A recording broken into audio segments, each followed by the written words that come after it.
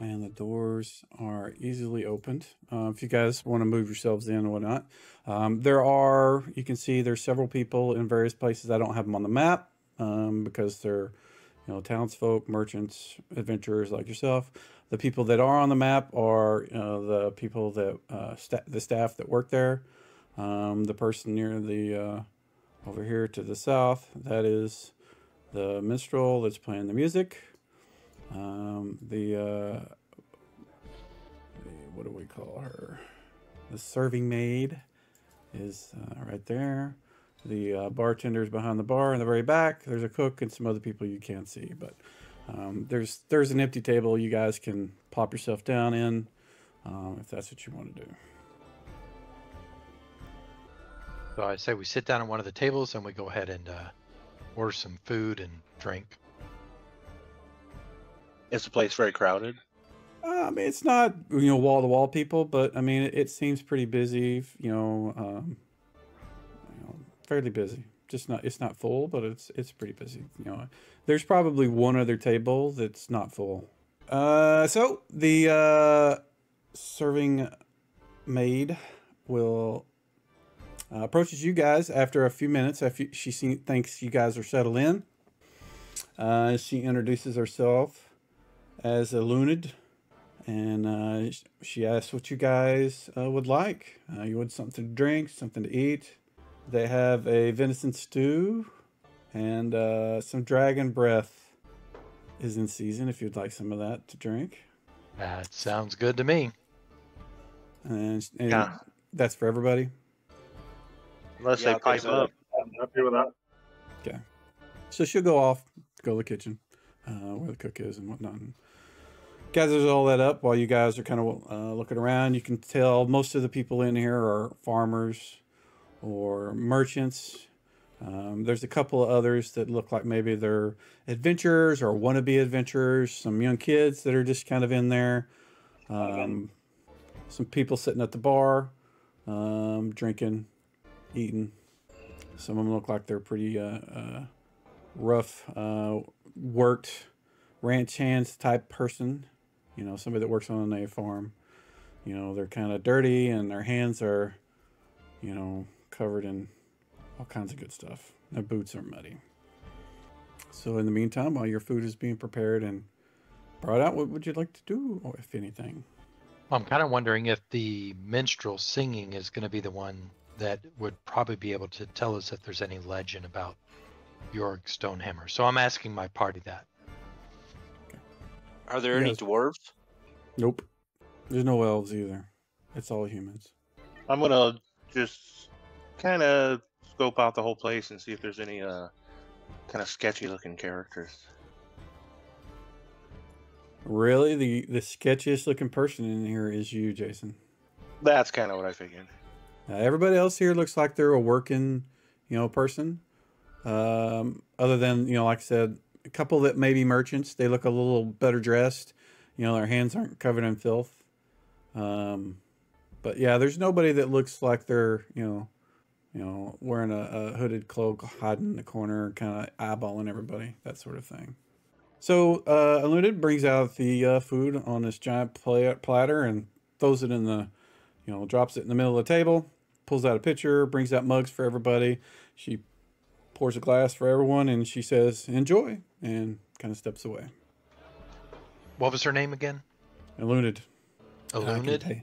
Yeah, here, I can paste it in chat for you. In fact, I could probably identify her. Yeah, since you know who she is. There you go. Her name should appear over her token now. Okay, so I call Elunid before you leave. Yes, Who amongst the people in here would be the most knowledgeable about the history of this area? She said, well, Baldrick's pretty knowledgeable. He's been here for a while. And Baldrick was? She points off to the guy at the bar. Okay. If you're looking for, some fables and that sort of thing, maybe you'd want to talk to Arya. She's the, and when she says her name, she points off to the the bard playing music off near the fireplace there to the south. And I'm going to identify these two people now that they've told you who they are. So if you mouse over their tokens or you look at their tokens, you should be able to see their names. So you don't have to ask me. Oh, and Horatio, I should do that for too. And she said, and after you've asked, she said, so where are you boys from? Well, we come from all over, but we just came from, where did we just come from? Originally, you guys were in a hamlet, far south. Yeah, so we just traveled on our way from Hamlet and are looking for a little bit of legend for this area.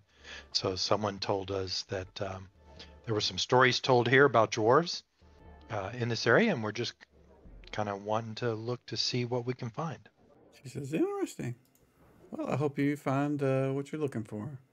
And she kind of smiles and turns to go back to another patron somewhere else. All right. I want to go ahead and eat my food before it gets cold. Yeah. And when we empty that pitcher that we have, which I don't think with Franz will take too long. No. I want to grab that pitcher and I want to take it up to the bar to get it filled myself by Baldric. Okay. So the drink that you guys are drinking is actually with the, you remember that caravan you guys ran into on the way in? Yep. That's the same thing. It's kind of a sweet mead that's got some spice to it. It's just kind of like a spicy apple cider with just kind of a little bit of heat when you swallow. It's kind of like, I don't know, like if you eat ginger snaps, you know how they're sweet and whatever, but they kind of got a little weird sort of heat in them. It's kind of like that. And the, let's see, what was, you guys got venison. Yeah.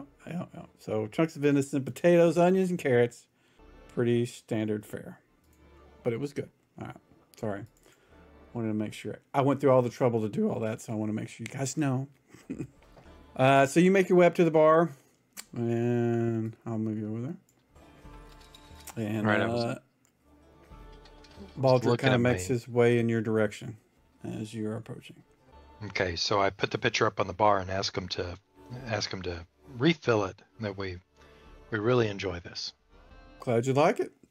And he says, you're lucky you came through this month. It's in season for a couple of months. While he's speaking to you, he's kind of turning around and pulling a whatever those things are. I want to say a tap, but it's not. It's one of those big lever things, whatever, to put alcohol or put beer in a giant pitcher.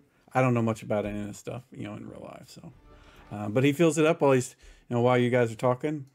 He says, yeah, this has got some of our famous dragon peppers. You can't find them anywhere else in the world except for here. Well, it quenches a thirst well, so we do appreciate it. There you go. That'll be 2 silver. So I'll go ahead and pay them the silver. Okay. Yeah, I was gonna kind of lean over and ask in the party, like, do you guys have any money? Because I'm about broke.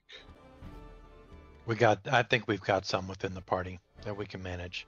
So just so you're aware, you guys aren't near. You and Sir Finfall aren't near each other right now. So. Okay. All right, I want to ask him. Can I ask you a question about the local legends and lore? He says, sure. He's sitting there kind of cleaning some mugs and shining up some wine glasses and kind of looking at them, making sure they don't have smudges on them. Says, what can I help you with?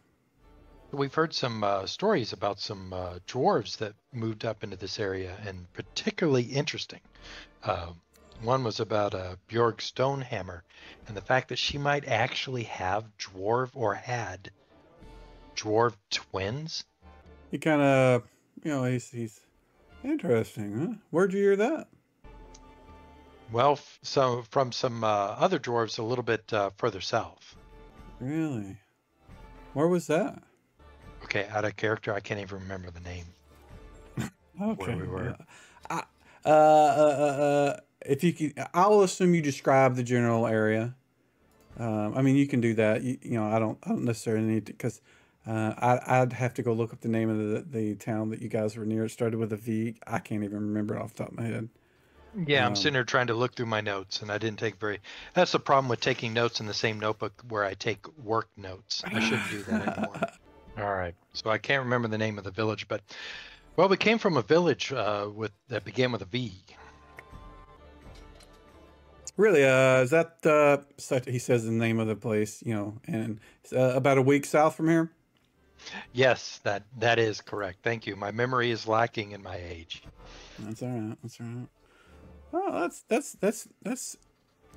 I've not heard of anyone down south know much about us up here. What's your interest with the twins? So you I'm trying to have heard of decide. them. Yeah. I know he knows stuff, but I'm trying to figure out how much I want to give up. Tell him, well, I'm on a historical search. I belong to Heimdall, and my god has asked me to kind of just dig into what happened to Bjorg of Stonehammer and her kids. So what I would like you to do is, let me see real quick. I'm changing some of my spelling in this note now that everybody can see it. I so need. There it is. So give me 2d10. You can do it out in the open. Okay. You want a percentile or just 2d10? 2d10. All right. We're looking for a number between 2 to 20.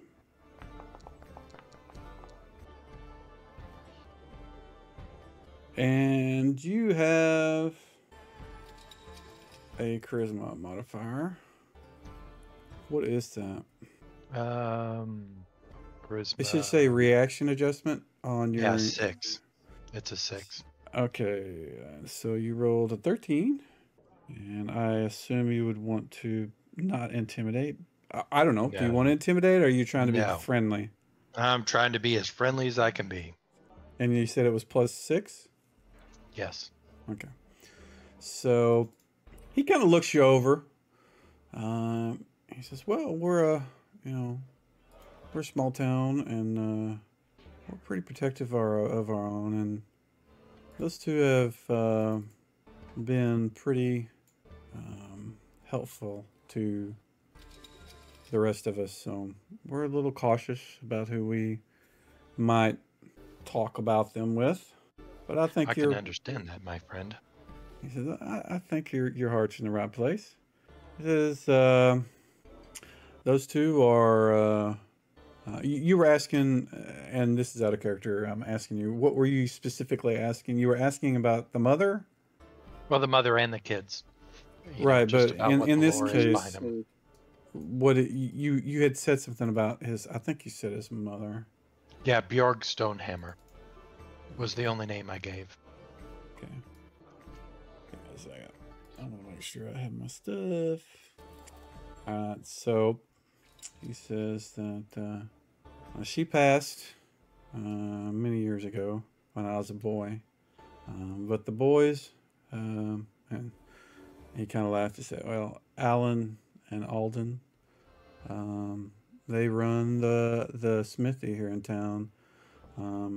They make some of the best weapons and armor, but mostly they make tools for the farmers and the things that we use for carts and various other things. But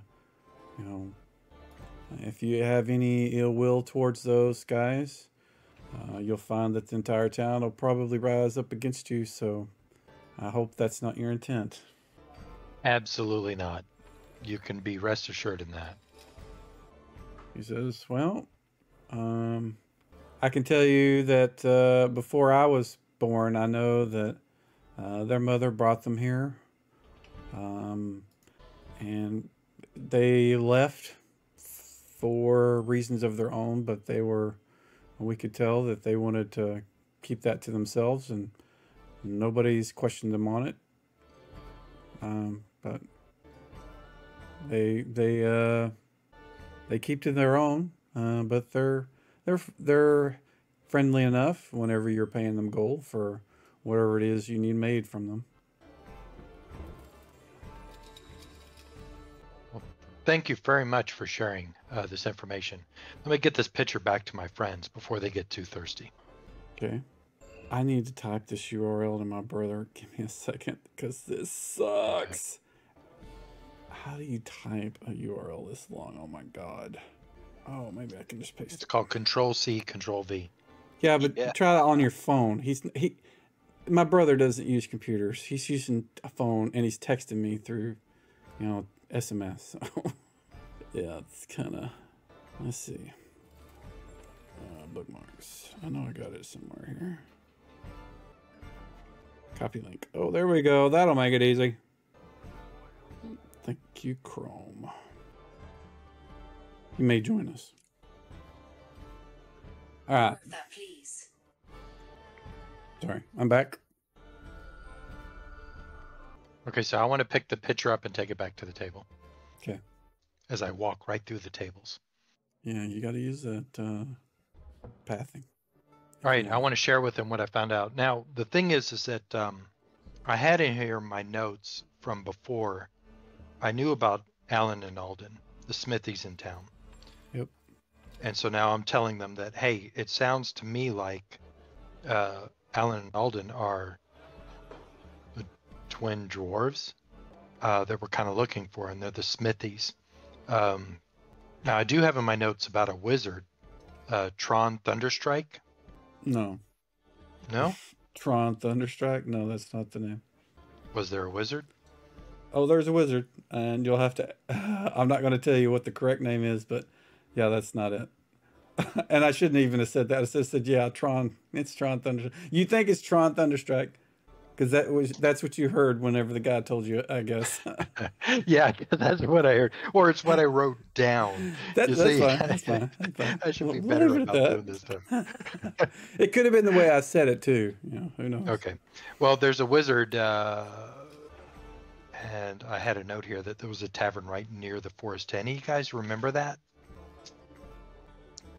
There was the caravan guy told us there was a wizard, because we asked who might know the history of the area, and he said something about a wizard. I don't remember the name though. All right, I'm going to add that to the note. That's the only way I'm going to be able to remember this stuff. So while he's doing that, do you guys have anything you want to do? You effectively have about 5 minutes worth of something if you wanted to do something while he's talking to the bartender. If you don't, you can just say, no, I don't, and we'll move on. Eat and drink. Eat and drink. Sounds good. Yep, that's right. I'm having a... Sorry, Jason, go ahead. No, I'm done. On my side, so my character is looking around to see if there's anyone else a bit different, a bit odd, a bit out of, context. Does that make sense? Yeah. Beside us? Not really. They all look like your typical tavern sort of, patrons for a town of this size.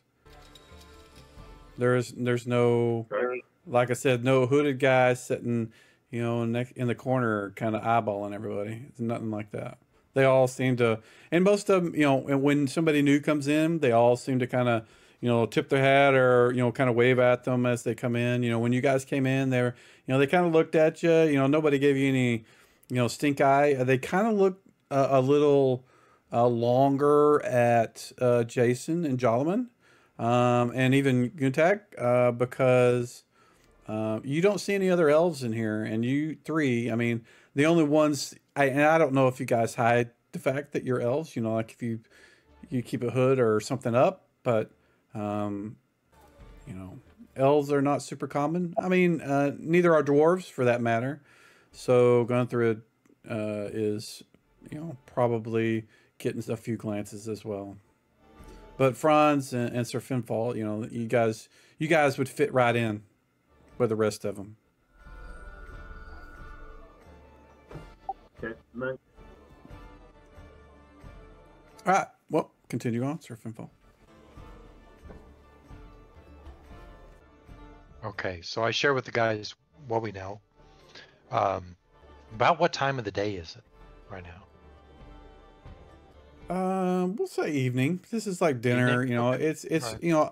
early evening, so maybe around, what we would say 5 o'clock. But we probably want to go ahead and rest after the day's travels, find some place to stay, and then tomorrow maybe go visit the smiths in town. Does anybody have any armor or weapons that need to be repaired? I don't think so. I think I'm okay. I need a magical one. Yeah. Well, you never know. They might have some for sale. It's quite possible. But I'm sure. Yeah, I'm sure that what I want to do is I want to go and see if I can get my longsword sharpened and serviced. That'll be a good intro to talk to them. Okay. Do you guys want to go tonight, or are you going to wait till the morning, or if you want to, are you going to try to go to this late in the evening to go? So, I guess. What do you guys think? Morning? I think we should wait till the morning. Yeah. Yeah, agreed. So, Okay. Do they have board here? They certainly do. All right. Yeah, you can. If you, I assume you're going to ask. Yes. Talk to Go Luna, ahead. and Yep. she'll tell you, yeah, we have some beds up on the second floor. She kind of points to the stairs in the southwest. You guys can see it on the map on the bottom right. It's like not attached to anything. Looks like it's just out in the middle of nowhere. That's actually, it's basically just like a large common room. It's got bunks and beds, it's clean sheets and, no bed bugs. Nothing fancy, but warm and smells good because you're right above the place where all the cooking going on. So, Right. And how much do we owe you for the food and the picture you brought us? she says that the meals for 6, the drinks for 6. The first picture of our famous mead, the Dragon's Breath, is on the house. From here on out, it'll be 2 silver for each pitcher. But the venison stew is a total of 3 silver for the group. Okay. I need to convert. How do you want to handle that, Mike? Converting coins. Just Do it. You can just give her a gold and tip her, or you can say, "Here's a gold," and she'll have to give you change. Okay. I have to give So her a basically platinum you- and give her change. Oh, yeah. You can give her platinum if you want. Do you not have anything smaller? I guess. An electrum. How many silver for electrum?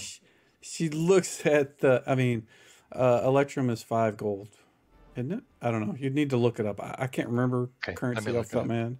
I have Uh, a gold. I'll give her a gold piece. I have a gold piece. You want to give her the gold and the rest is tip, or are you just? Tip, Are you, yeah, and the rest Okay. is tip. Yep. Okay. Alright. And she says, "Thank you, sir. You guys have a good evening." And she tells she points out to where you need to go. She says breakfast is served at 7 in the morning, and that comes with the room. So it's Right. How much porridge. are the rooms? The rooms for the 6 of you will be 6 silver. I give her another gold piece. Oh, thank you, sir. How long you plan to stay? I don't know, maybe multiple days. Okay. He says, "Well, you were definitely paid up for 2 days.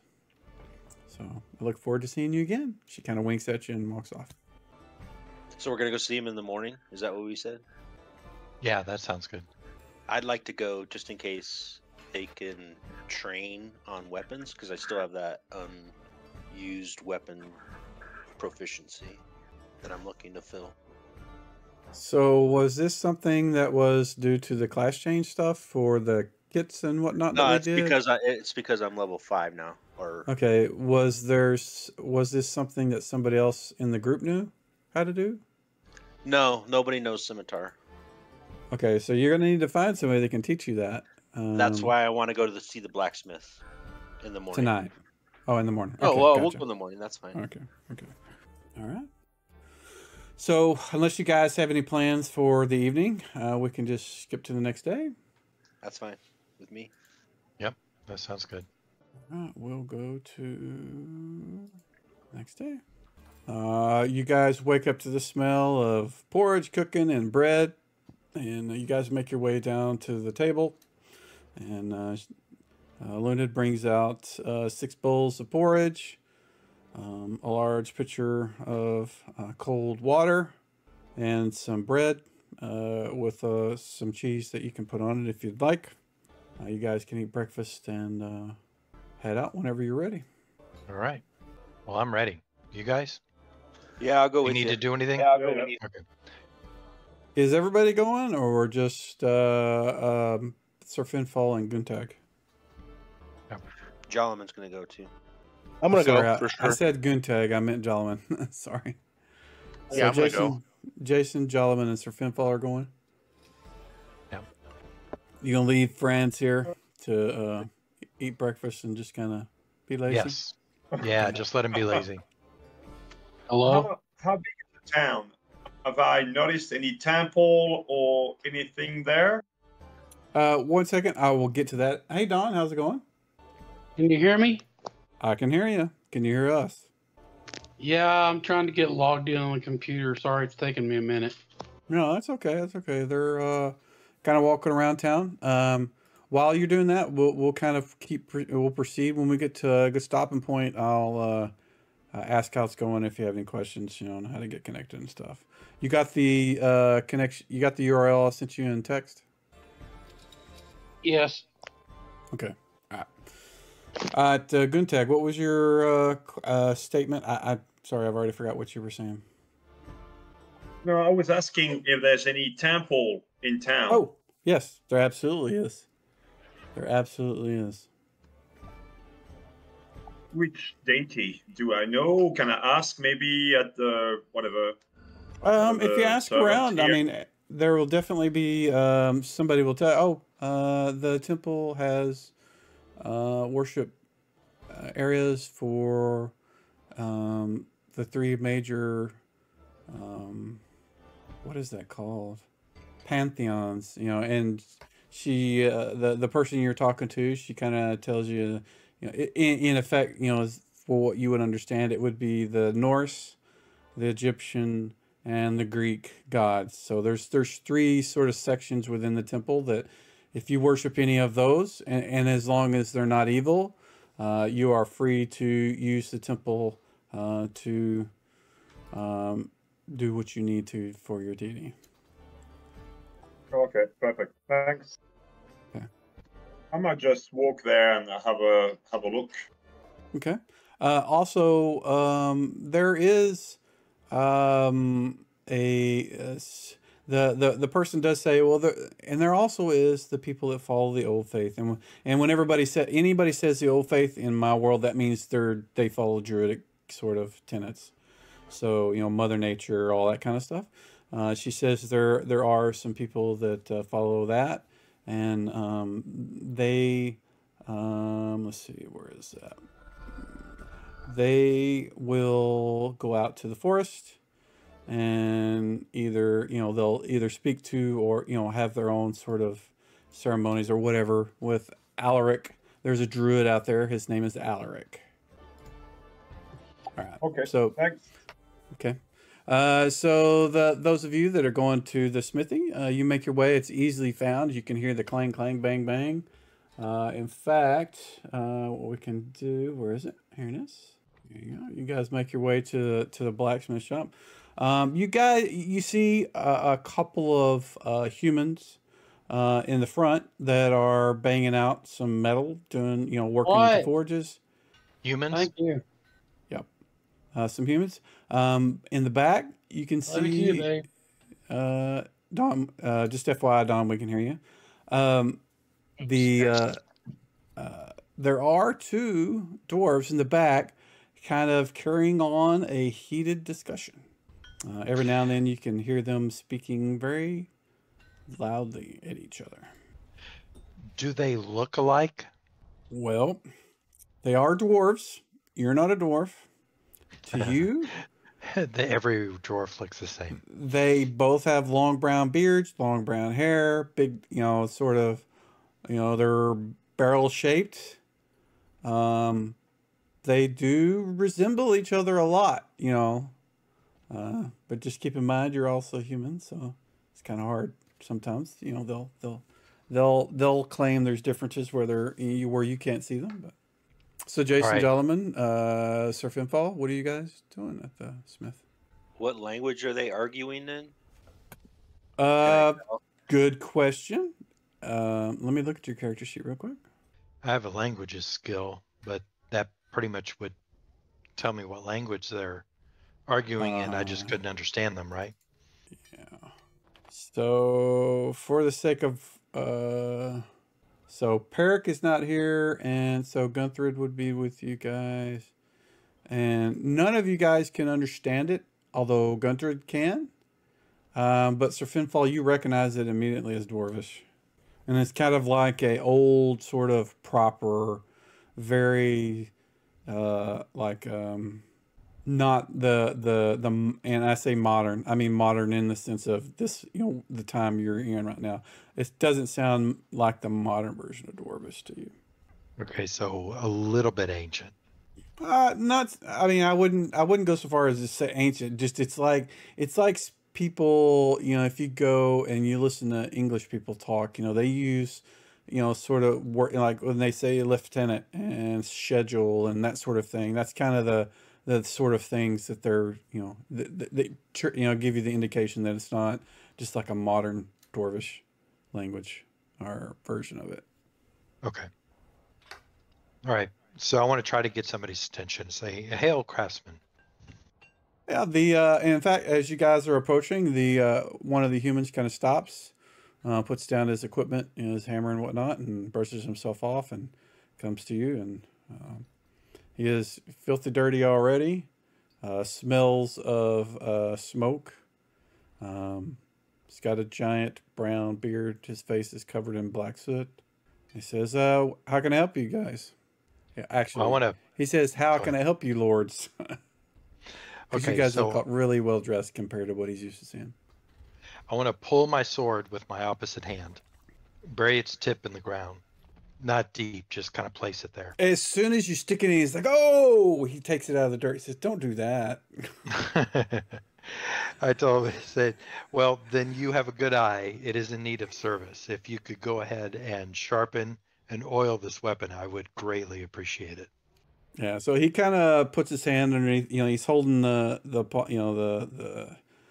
pommel in one side and kind of putting the bottom of his right hand underneath it, kind of looking at the blade. And he says, "Good sturdy weapon. Yeah, we can sharpen this up for you and clean it up. Anything else we can do for you?" I would love to talk to your masters. He kind of looks back and he says, I'll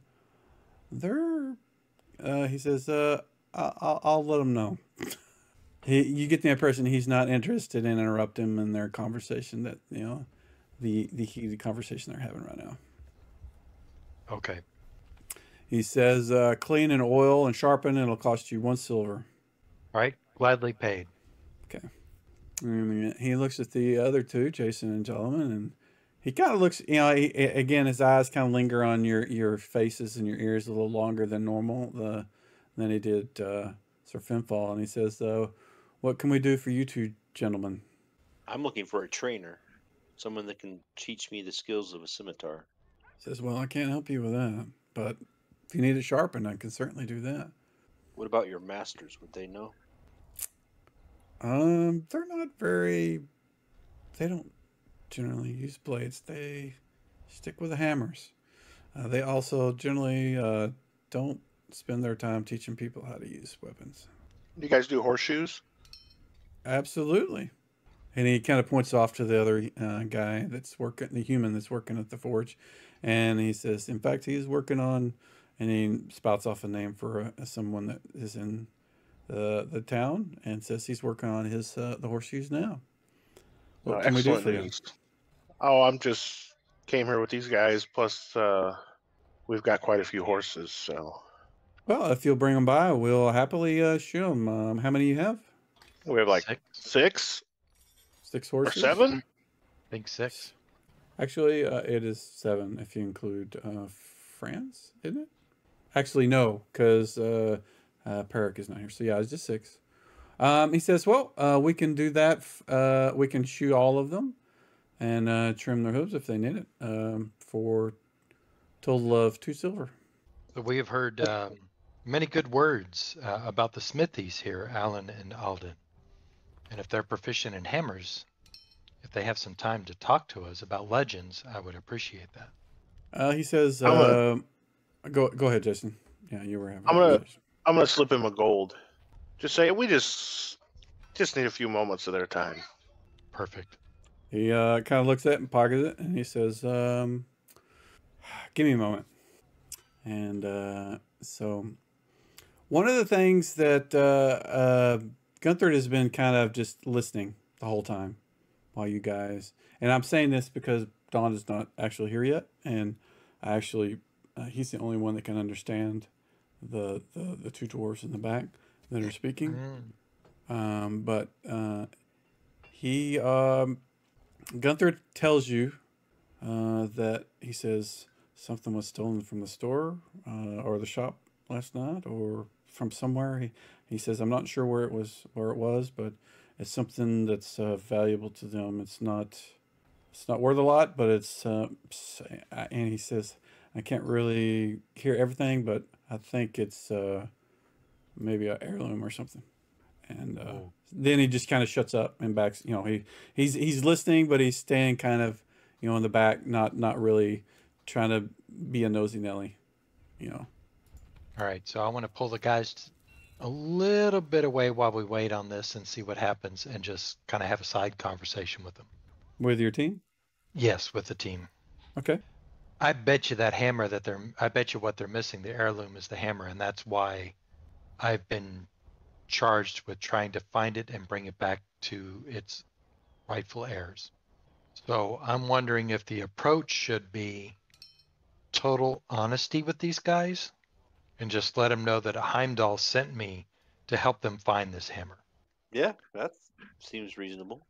You know, if that's the argument that they're having.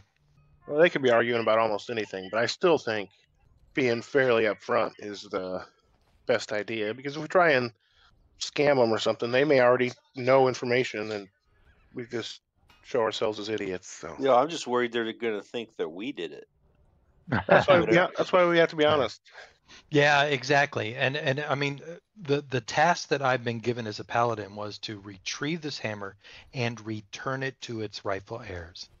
And everything that we've seen, then you should tell them these just are the that, heirs. I would Yep. say.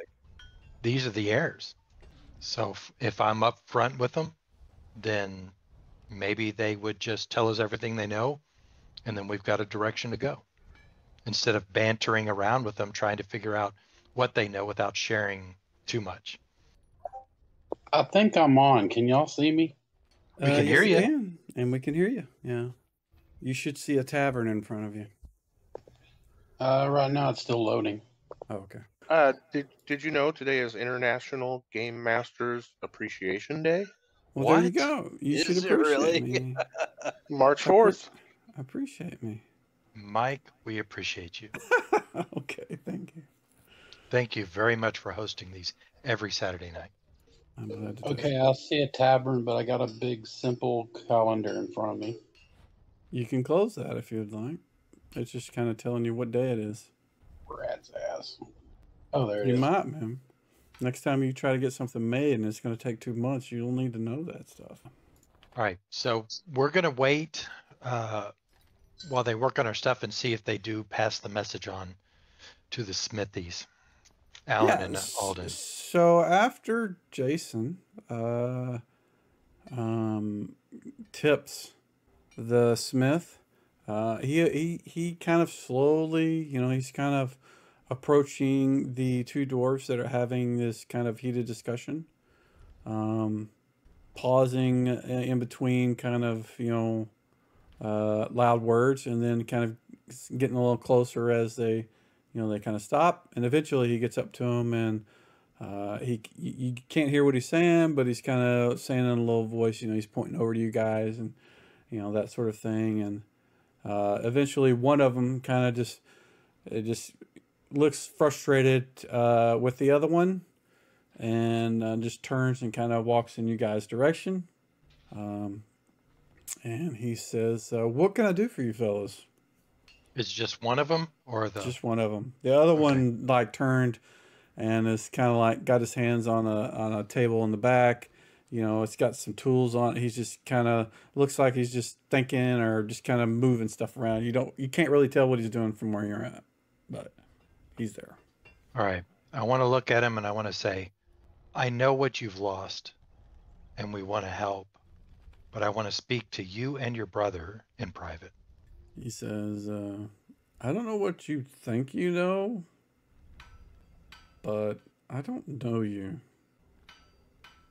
I am Sir Finfall, Knight of Valana, follower of Heimdall, and he has sent me here to provide you help. He kind of snorts. He waves off his little, I say little, he waves off the human, says, kind of directs him to go back to doing his work. And he says, so what did Heimdall ask you to do for us? And he seems to be asking, he's very sarcastic when he's asking this. He asked me to help find a certain object and return it back to its owners. And I get the feeling that you've lost this item. So it is only fate that has brought us together in this quest. He says, so what do you think we lost? I think you've lost a hammer that has belonged in your family for many generations. He kind of laughs. Says, you don't know anything about us. Am I wrong? Yes. Then correct me.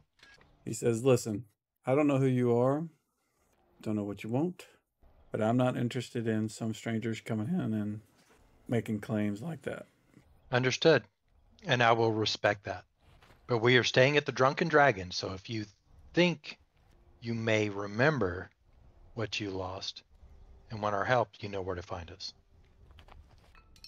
He just kind of, you can tell he's like, has no interest in following up with anything. At least that's the impression you get. He says, was there anything else? No, I'm sure that your workers are going to do a fine job on my sword. And that's all I need. All right. If you need anything else, let us know. And he kind of turns around and heads back towards the other one, the other dwarf. Okay, I want to look at the person that took my sword and ask him how long. He says, come back tomorrow. We'll have it ready. I will be here. Okay. Anybody else while you're there? That would be Jason, Jolliman, or Gunthred. Nope. Not for me. Nothing for me. Do you think we've done everything we can? Need to somehow talk to the other brother, but I don't know how to do that. We could watch the smithy shop and see if he leaves later. Are there any other businesses around here? Yeah, there's several shops within the town itself. I could just kind of like hang around the area, pretending to shop, and I think if we just like stand out here and like put the place under surveillance, they're gonna probably be even more annoyed with us. Yeah. Who's our rogue? Jason. That's me. Yeah. I mean, I could try and hide somewhere and watch them, but Yeah. I'd mostly just be hiding from them, and so someone else might see me hiding and think it's like really suspicious. Yeah, we all stick out like a sore thumb here. Plus, I am an Yeah. elf, or half elf. I kind of want to go back to the inn and see if the brothers show up at some point. That's fair. Question. Unless there's anything anybody else needs to shop for. What's the question? How do I bring up my character sheet again? Just double click on Gunthred, which is right around there. Double click on what? Your token. Oh, okay. Thank you. Yep. Got it. All right, so I will go back to that kind of music. So, as Gunthred, and that's Dawn. The argument between the two that you heard seemed to be that the two were arguing about, well, not arguing, they were angry that somebody broke into the smithy and took something of theirs that was, and I think it was a necklace. You couldn't hear clearly what it was, a necklace or medallion or something that was valuable to them. What the value was, you're not sure, but it was something that, they had there in the shop that was theirs, that was taken, stolen, and it was stolen like the night before. So they were having a big argument of whose fault it was and that sort of thing. but I couldn't tell what it was they were talking about. You weren't very clear what it was. You know, it was not right next to you. They weren't having an argument right next to you, but they were speaking in loud voices because they were angry. So, you know, you weren't sure if it was a necklace, it was a medallion, or why it was valuable to them. But, you know, it could have had, you know, you're not sure if it was, you know, monetarily valuable or, but you got the impression that it was more of something that, you know, that was valuable to them alone, but not to other people. Well, is there any way that I can portray that them that I don't want to be a nosy bot, but if they need help with anything, then we're willing to help. Well, if you would like to speak to them, I mean, you're more than welcome to. Whenever they were speaking to Sir Finfall, you know, the guy was kind of, you know, eyeballing you. You know, being he's a dwarf, he's not, you know, gonna. They're very they're protocol driven. So, you know, unless you interact with him, he's not going to. You know, he assumed that Sir Finfall was your. And I'm using this with quotes, your master or your lord or whoever it is you're following, you know, because that's the way. Are we the only two talking? No, well, Jolliman and Jason and you and Sir Finfall were all at the blacksmith shop. No, I mean, or right now. What do you mean when you say Like, you? the conversation that you and I are having, can there be anybody else here? This is just between you, your character and me. I mean, this is out of character. Just to gotcha, explain okay. things. Yeah. So basically, I just want to say, well, apologize for the forwardness of the people that I am with, and basically, I just want to tell them that we are an adventuring party, and we have been told that they were missing something, and we are there to help. But I'm gonna, you know, I want to do it in the brash way that I am. Okay. Which is Dwarven. Yeah. So, I will assume this conversation takes place after Sir Finfall. You kind of, if Sir Finfall, Jolliman, and Jason kind of walk away, are heading off to either the inn or they're having a discussion by themselves. You kind of just indicate to Sir Finfall you're going to go back and talk to them. You do, and the two brothers are standing next to each other. They kind of turn around and look at you as you approach, and you tell them what you tell them, and they, you know, they don't really have they kind of, you know, they indicate that they understand that, you know, yeah, you know, that humans are not really they don't have any kind of sense of. And I want to say sensibility, but and I guess I always fall back to like the English sort of prim and proper is kind of the way I see dwarves. They're very, they follow a specific sort of protocol when they have conversations and talk to people and that sort of thing. And that's kind of the way they think humans are, just like, you know, children, just kind of interrupting you and talking about things they shouldn't, you know. Yeah. Sort of thing. Sorry, my computer died. I'm having to come back on. So, okay. You well, you can tell there's the two brothers. There's Alan and Alden. They both look a lot alike to you, which is not uncommon, but they look pretty close. You know, I mean, if you look at them, you know, obviously they don't have the exact same facial features, you know, exactly the same, but, you know, like the one's beard is a little different than the other, but their skin color, their shape, and everything else looks, you know, almost the same to you. Yeah, but it's your quest, your sacred duty. Yeah, but they're going to be more comfortable talking to a dwarf, so I'm interested to hear how this conversation works out. No, I agree. I want it to be known that I'm not apologizing for them. Okay. All right. Did you have anything else you wanted to talk to them about specifically? I know you weren't here the last time, and maybe kind of out of character, Sir Finfall or Wade, you can kind of explain the last session as far as what you learned, what kind of the reason you guys went to the blacksmith to talk to these guys, so that he'll have a little bit more information to go with. Yeah, so I mean, ultimately, I've been charged as a paladin by my god to find the butcher block hammer and return it back to its rightful heirs. And so we've been digging and fighting and figuring all this out, and we kind of traced it all the way to the city where Bjorg Stonehammer, the mother, went, and she went with her 2 dwarf twins, which are very rare. Don't exist. Almost non-existent, yeah. And it would seem that we've traced them to these 2 brothers who are smithies.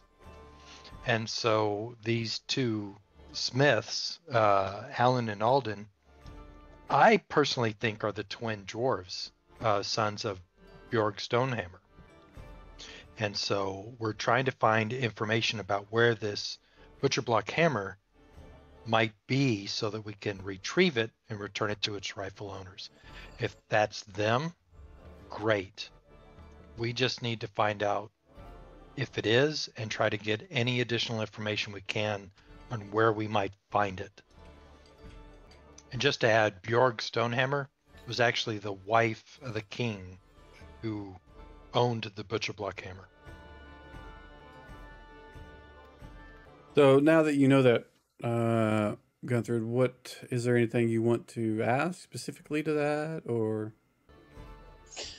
No, I just take the information that he's given me, and like I said, I will talk to the one or both of the dwarves, whichever were standing there, and like I said, I'm not going to apologize for the way they are, because they are humans. But I will say that I've decided to travel with this company, and we have heard that they had been missing something. I'm not sure what it is they're missing, but if they would like some help with it, then I'll help out as much as I can. Well, the 2 brothers kind of look at each other in kind of a almost exact same way, and then they turn in unison and both kind of look at you, almost exactly like they're having the same thoughts at the same time. And Alan says, if you would like to help us retrieve our mother's necklace from the bandits that stole it. And Alden says, it's very precious to us. We loved our mother. Aye, who doesn't love their mother? Indeed. He says, all we know is that we came into the shop this morning and it was stolen. And he kind of points to a place, above the table that he's actually at. There's a little, pins. I say pin. Maybe it's a little peg sticking out of the wall. He said it hung there. It has our mother's drawing. For dwarves, they would have these necklaces that you would open up and it would have a photo. And I say photo. I shouldn't have said that. It has a drawing or artwork of an image of their an inscription. Yeah, an image of their parent in it, and that's what it was. Kind of like what we modern day would have, a little necklace or something with, our parents' picture in it. He says the image itself is more important than the jewelry. It's the necklace, but if you can find it and return it to us, we'll consider what your friend had to say. So I'll ask you, lads, do you mind me telling the rest of my party? What Nice. specifically are you asking them to tell? Are you talking about the information? About the information. About the necklace? Okay. Yes. He says we would appreciate it if you would, just tell them it's an heirloom. They don't need to know the rest. Well, for myself, I can say I'd help you. For the rest of them, they'll have to make their own decisions. Yeah. They both kind of nod at the same time. and say understood.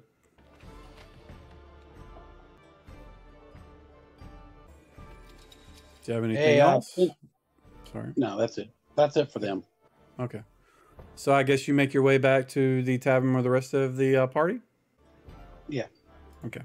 Everybody ends up back at the tavern, sitting at the table to discuss everything you've learned. So you can decide what you would like to do now. All right. Well, I'm really grateful that Gunther stayed behind and talked to them. Are they going to come see us, or do we know where to go? Or Well, I have to go get my sword in the morning, so, you know, I missed the mark on them missing a hammer. It was a necklace, but if we were to help them with this necklace, maybe we can get them to favor us when it comes to. Well, their it's actually an heirloom, so Yeah, just for you guys correct. don't. Yeah, you guys don't know it's a necklace or anything. Only Gunther knows. So whatever he tells you is what you know. All right. So how do we find out where to go? Either they give us information or we talk to the local constable, maybe? We'll go with them. All right, but obviously Gunther is going to be our spokesperson. He is the man. Or the dwarf, I should say. So to be clear, and this is for Dawn's sake, when you had the conversation with them, you had no idea, or you, as you understood it, they don't know who took it. They just know thieves stole it, and it's gone. They have no idea who took it, where it went, who's got it. And at one point he said bandits, but he wasn't specific on anything other than he just said bandits. And he said thieves too. So he, you know, again, just to be clear, when you had your conversation with them, they didn't know who took it. So I'm telling you, lads, it's going to be some investigating. Yeah.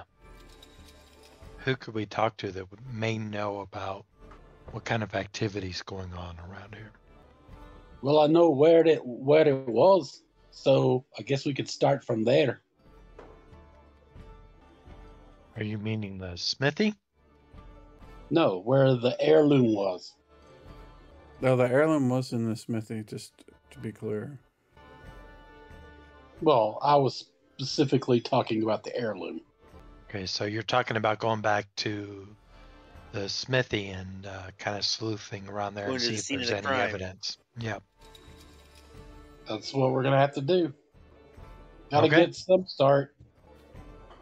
Sounds Figure good to that's me. the best way. Start from the beginning. Okay. When would you guys like to head out there and investigate? What time is it right now? Is it too late? Nah, it's probably about lunchtime. You guys, you spent some time talking to them, and Gunther had spent some time talking to them, and you guys kind of pretended to shop around, various other things. So it's probably about lunchtime that day. Right, let's go back today. I don't see any reason why we can't go talk to them now. We're going to let Gunther take the lead. let's do it. That Okay. sounds good. At least check it out. So you guys approach the smithy again. You guys have left the tavern,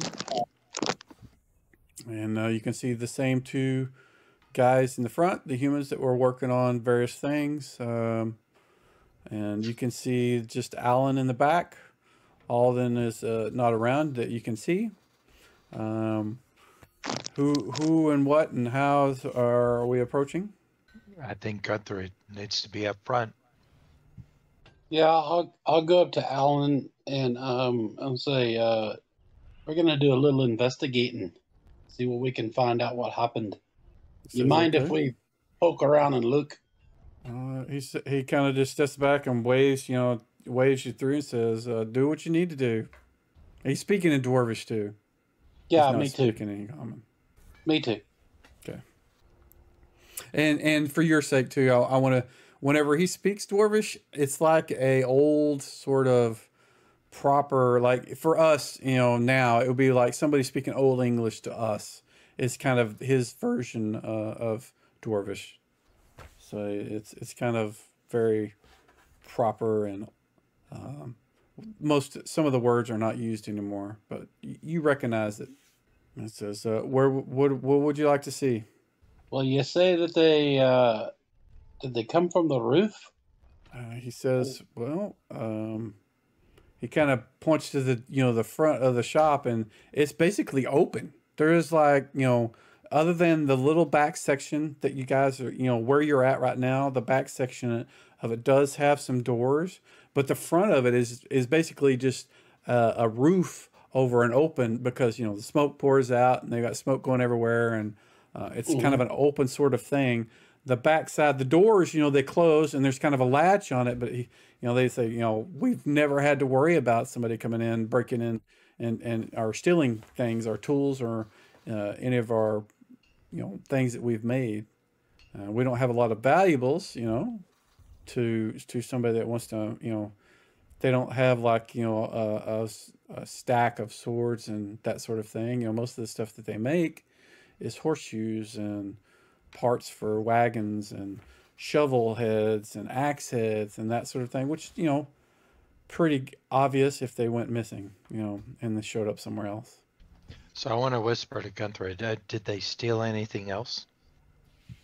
So I'll say in Dwarvish, was there anything else missing? He kind of stops. He's like, he kind of like maybe hit on something that he didn't think about, and he looks around and he says, "Hold on a minute," and he walks out, and there's like a back door to the smith. He kind of goes out behind, and the door closes, and he's gone for a bit. If there's anything you guys wanted to look at or anything while he's gone, you can do that now. Do you? I want to walk around the outside of the whole outside of the building and just see if anything looks out of place or whatever. Okay. The building itself is, it looks like it's got that sort of thatched roof.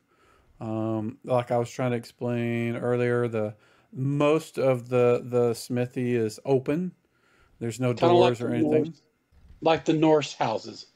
Yeah, that kind of thick sort of thatch sort of stuff. I mean, the back side where the two, the dwarves were and the table and the stuff where they work, it can be closed off, and there is like a forge back there as well. And there is like a chimney that goes along with it. It's, actually it's pretty big because it's bigger than a normal chimney would be. But the stuff in the front, the small little forges, they just kind of expect the smoke to kind of go out, because it's, no walls where they're at. You can see that there's around the back, there is some, you can see there is some tools and some things in the back to where, and you can see behind, Alan is back there talking to Alden. It looks like he's asking him something. Not sure. You can't, from where you're at right now, you don't understand what he's saying. But they're having a conversation while you're kind of walking around examining the exterior of the building. Cool. I got it. Okay. So after about 5 minutes, did you guys want to do anything else while you're inside while he's gone? I'll take that. I just kind of wanted to look at the layout and see where access to the inside may come from. Okay. I don't know. Well, I mean, looking from where you're at, they could have easily just walked in the back door, or again, the front part of that is open right now. There's like it's almost like two large doors, almost like barn doors, but they're not as tall, and they just kind of have a simple little latch, where it's kind of latched on the back. Of course, Go ahead. Sorry. You go ahead. I was just going to say I'm no ranger, so I mean I don't know about tracking, but I didn't know if there was any kind of different shoe prints, boot prints, whatever. Did this happen recently? Give me a wisdom check. Do a blind GM. So what I want you to do is open up your character sheet, and then from the main tab, mouse over the wisdom, the WIS, and click on that. And when you do a blind GM roll, and what that'll do is that'll give me a wisdom check without you being able to see the result. It says public roll. I need to change that. Yep. Blind. Just do the drop down to blind GM roll. Okay, and then hit apply or no? Yep. And that'll roll it. Okay. Okay. So looking around, kind of looking at the tracks, it's all there's been a lot of traffic. So you can't really determine if there's anything that looks different than the other. You can tell that there's some footprints from the humans versus the dwarves, but it's all kind of just, they're all overlapping. Your skill at looking at tracks doesn't really give you an indication of Well, I thought it was worth a shot anyway. Yeah. And if you had rolled a 1, I probably would have gave you something. Where's our rogue? Is he with us? Nope. Yeah, He's out. He's scouting the building outside right now. Yeah, I'm with you, but I'm not right next to you. He's with you, but not with you. Right. Understood. You didn't hear him leave because he is the ninja. He is stealthy. Yep, he's quiet. I wouldn't say he's stealthy. He's quiet. Sir Finfall, do you have any of your paladin skills like detect evil? Just healing hands. That's it? Okay. And just for others. I have detect magic memorized, but it doesn't seem like it would be very useful in this situation. Because they could just walk in and take it. So it doesn't seem like they would have used magic to pilfer whatever they pilfered. I'm not a very good Sherlock Holmes, I guess. Not a lot to go on. We're looking for an heirloom. It was stolen from here very recently. It's easy to break into this place. But we don't know if anything else is missing yet. Like I said, I'm no ranger. So about that time, Alan comes back in with Alden, and they both just walk straight to this box that's over on the side. There's several boxes over there, but two of them are open. The one they kind of get is underneath another one. They slide it up, and they open it, and they both kind of look angrily at each other, and they say, and Alan approaches Gunther and he says, "Yes, something else was taken as well." And I say, what was it? He says, "We had just ordered some ore shipped in to make special items should we need to, and it has been taken, and it is very valuable to us." He tells you, and in effect, it's something similar to mithril, but it's not exactly the same. But he in your mind, I mean, as far as the way us as players and DM would understand that's basically what it was. It's very light, sturdy, strong metal that is not steel. It's something that dwarves and elves generally are very prone to use for their magic weapons or armor and that sort of thing. I will ask him because I need to know by which means it was moved. If there was a lot of it, would it need to be moved with a cart, or could it be carried with a horse? He says that a single person could have carried it out. It's not that heavy. That's kind of the point. It's very light, very strong. Well, I just don't know how much there was. He kind of gives you like this hand size. He's telling you how big it is. And it's about as He's and it's, you would surmise it's probably about 10 pounds worth of metal. He says, it's not extremely valuable to anyone other than us. So I don't know why they would take it. So I'm going to ask him in Dwarvish if he minds if one of my party members takes a look at where it was stored. He kind of just shrugs and steps away to make room for whoever. Okay, so who's our thief? Jason. That's me. Jason, are you outside or are you inside? You can be inside at this point if you would like to be. Yeah, I imagine I've made a circuit of the shop by now. Yeah. I'm just going to ask you in comment if you could, if you mind looking around. Something was taken out of this box. I guess it was box, right, Mike? Yep. And it actually had a lock on the box.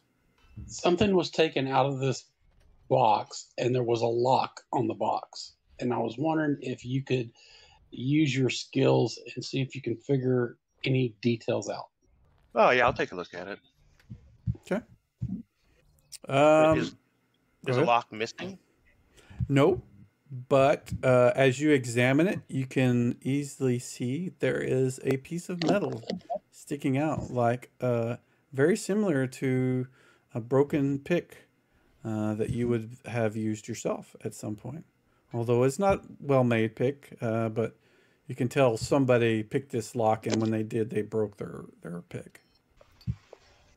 All right, I'll pull it out of the lock and I'll tell these guys that the lock was picked, but the thief broke his tool off in there. But it was definitely picked instead of being forced.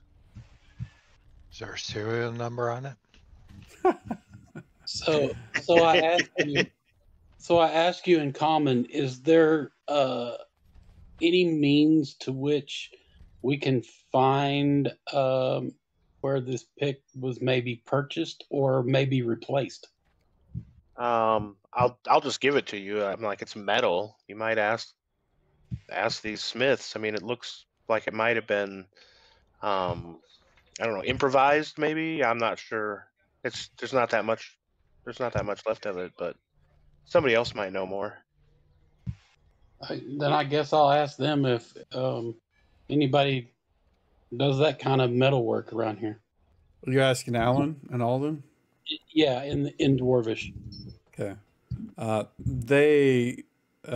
They're kind of a little snooty when they respond. We don't do that kind of work, and I don't know anybody that would. Well, that's why I said, is there anybody that does this kind of metal? Yeah. And again, their response is they don't associate with people that would do that kind of work. They don't know anybody that would. And he kind of says, he doesn't kind of say, he says, you might speak to Arya. She deals with some of those lowlifes at times. And Okay, Arya, so- just for reference, since you might not have been here, is Bard. the bard at the tavern. Mhm. Yeah. Arya, you said? Arya, yeah. Okay. So I will mention that to Sir Finfall. Another way we could look into it is who in town can use that kind of tool. It can't be that many people. That's a good point. Yeah, especially or- at a farm town, there's not a lot of people that would pick locks. Or if there's been some other strangers in town that left quickly. Yeah, recent visitors or people like us, basically. A Yeah, bit odd exactly. looking to the locals. Well, I figure it was a start anyway. And you guys did mention a couple of times that you were looking for individuals that didn't look, that looked untoward at the tavern, and you don't, recall seeing any. Anybody that you saw looked, like they were either just a straight up, some sort of sellsword or that type, or a farmer or a merchant. There wasn't anybody that looked like they were, like Jason. Yeah, but this isn't the only tavern that's in the town because, according to my notes, and of course I got the name wrong, but that wizard, apparently we could look at a tavern right near the forest, is what I wrote. So there's got to be another tavern somewhere, possibly. What else got stolen? Some ore? Yes. Yeah, that's what it looked like. That's what I tell you. So who would be interested in that? Yeah, is there anyone else in the area that could That lead. form anything with it, or? It could only be used by another smithy, either of Elvish or Dwarvish. That's what I'll let you know. Anyway, Is it very valuable or not? it's kind of on the rare side of the ores. I will say that. Well, now, I mean, Someone might just be hoping to sell it. That is a possibility. Yeah, exactly. Yeah. So I mean, it may only I be mean, used by them, but It, could be it sold is by good anybody. quality ore. I'll put it that way. Were there yeah, I other think valuables it's that were? two objects. Oh, sorry. Go What I ahead. was saying is, two valuable objects have been stolen only to them. Outside of them, they don't have much value. So why? Were there other valuables that were left? Yeah. It wasn't told to me that there was anything else. I also wonder if they came for one or the other and then ended up, taking Yeah, both that's because it was what I'm opportune. wondering. Yeah, which could be different motives. Seems like if they tried to, sell it or something here and to somebody here in this town or in this general area, they'd be found out immediately. So I don't know. Yeah, it just seems odd, right? It just seems what If it was a family heirloom, maybe they might get like a ransom note or something, but they haven't. Well, sometimes a family heirloom can be, precious to one, but not to the other. All they care about is the picture that was within it. I wonder if there's like a newer band of outlaws operating in the area. It sounds like there hasn't been anything like that recently. Well, let's talk to the bard. Yeah, See the if bard and the constable, if possible. Let's Okay. talk to Arya. Okay. Arya is at the tavern. She's not singing. She's just kind of playing music. Very relaxed, sort of, just quiet music. I guess saving her voice for the evening. What race is she? She's human. Everybody that works here is human. She is female. She has red hair. And we do have the broken pick with us, right? Is that correct? Nobody said they took it. Well, I'm taking it. Okay. Well, then we'll say you have it. I figure that maybe if somebody had seen somebody with, I know it's only a piece, but it's a shot in the dark. Okay. So you guys are back at the tavern. Arya's off on the side, sitting in a chair, kind of playing her lute. Let's go talk to her. Maybe we should buy her a drink. It's a good start. Okay. Let's get what's her name, Eilun's attention, and I'll say I'd like to buy the bard a drink, and can you let her know that when she's ready, we have some questions that we'd like to ask her. We've been told she might know something about a situation here in town. She says, sure, what would you like to buy for her? She's kind of... Whatever she usually drinks. She likes the wine, white wine we have. That's fine, yeah, just whatever she likes. Okay, that'll be 4 silver, please. All right, I'll give her another gold piece. Just put it on my tab. Oh, thank you. And so you can see her walk off and talk to Baldric, get a glass of wine, carry it over to Arya, and she sets it down on the table next to her and kind of, nods her head. The Elunid kind of nods over in you guys' direction, and you kind of get the impression she's telling, who gave it to her. You can see her kind of speaking.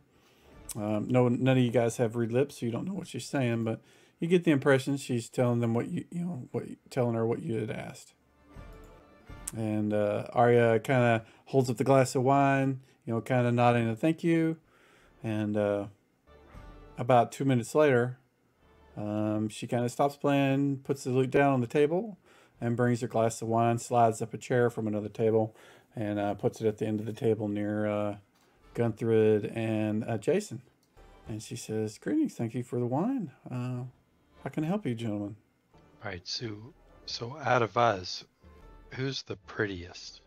I know it's not me because my face is all You're the scarred. hound, man. Yep, exactly. I have a charisma of 17. Yeah, my charisma is like 10. No, 12. My bad. So go ahead, 17, talk to her. This is Sir Finthal. paladin of Heimdall, and we are looking into a situation for the blacksmiths here in town. Alan and what's the other one's name? I forgot their names. Anyway, Alden. Alan and Alden. That's right. Something was stolen from their shop, and we are trying to find that stolen property for them. We found a broken lockpick in one of the locks that was forced or opened, and we were wondering who might know more about where this lockpick might have come from. And it was suggested that you may know somebody that knows somebody about this lockpick. Could you shed any light on what has happened here? Any at all? Not casting any aspirations or anything. We are just looking to solve this mystery. Yeah, she seems to kind of let you say your piece. And she says, well, where is this pick? Can we produce the pick? I produce it. Okay, so she turns and she holds out her hand to see if you'd give it to her so she can look at it. I assume you let her? Okay. She examines it and she says, well, these are pretty common around these parts.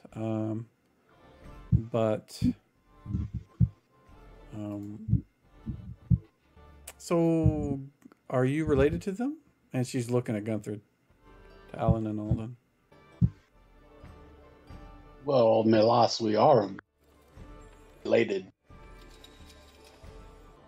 True. We all come from original sort of parentage, but are you blood related to them in recent generations? Let's just say we're brother at arms. She kind of laughed. This is all right. I don't know anyone that would have used it specifically against Alan and Alden. As you might know, they're pretty well respected in town, and everyone appreciates them. They provide very well made metal items that we need for reasonable prices, and we stay out of their way, stay out of their business. But if something's been stolen from them, it's probably from the ruffians that have been also raiding some nearby villages, and as well some caravans that have come through. There are some bandits that are in the hills to the northeast, and they may have gotten brave and decided to steal the metal from the ore or weapons or whatever they could get from the blacksmith. Actually, you haven't told them about that. You haven't told her about that, so she doesn't know that. No. Yeah, I just said a couple of items. Yeah.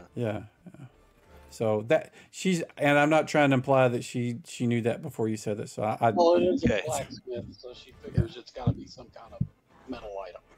Yeah. Does she know anything more about the bandits? How long have they been there? How many there are? Who their other victims have been? Anything like that?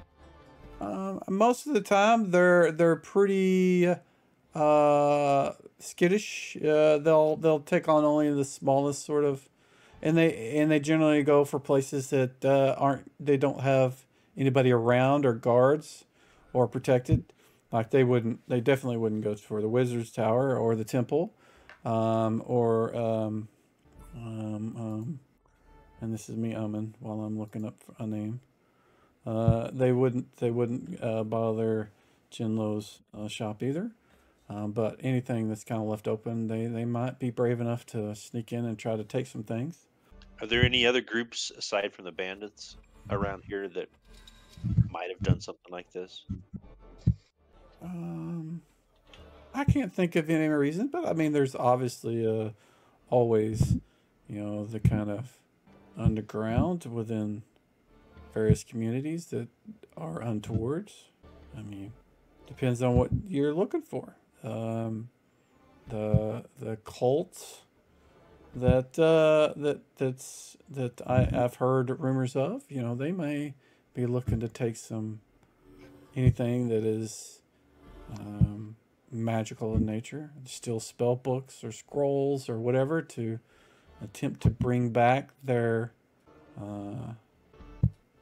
to raise the, and let me find this before I speak on it. One sec. There it is. Nope, that's not what I'm looking for. Where is it? Button. I just saw it. Where'd it go? I am so blind. There it is. It's an age thing. Okay, yeah, absolutely. And also, I've got bad eyes. So she tells you there's rumors of a dark cult that is trying to raise the dragon that was slain centuries ago in the hills, and they're interested in dark rituals and black magic and anything that's magic that might help them bring him back. But more than likely, it's probably the bandits. I don't know how true the cult is. Never met one. Anybody else got any questions? How close are they together in the hills? Who? The cult and the bandits. Are they in the Oh. same hill?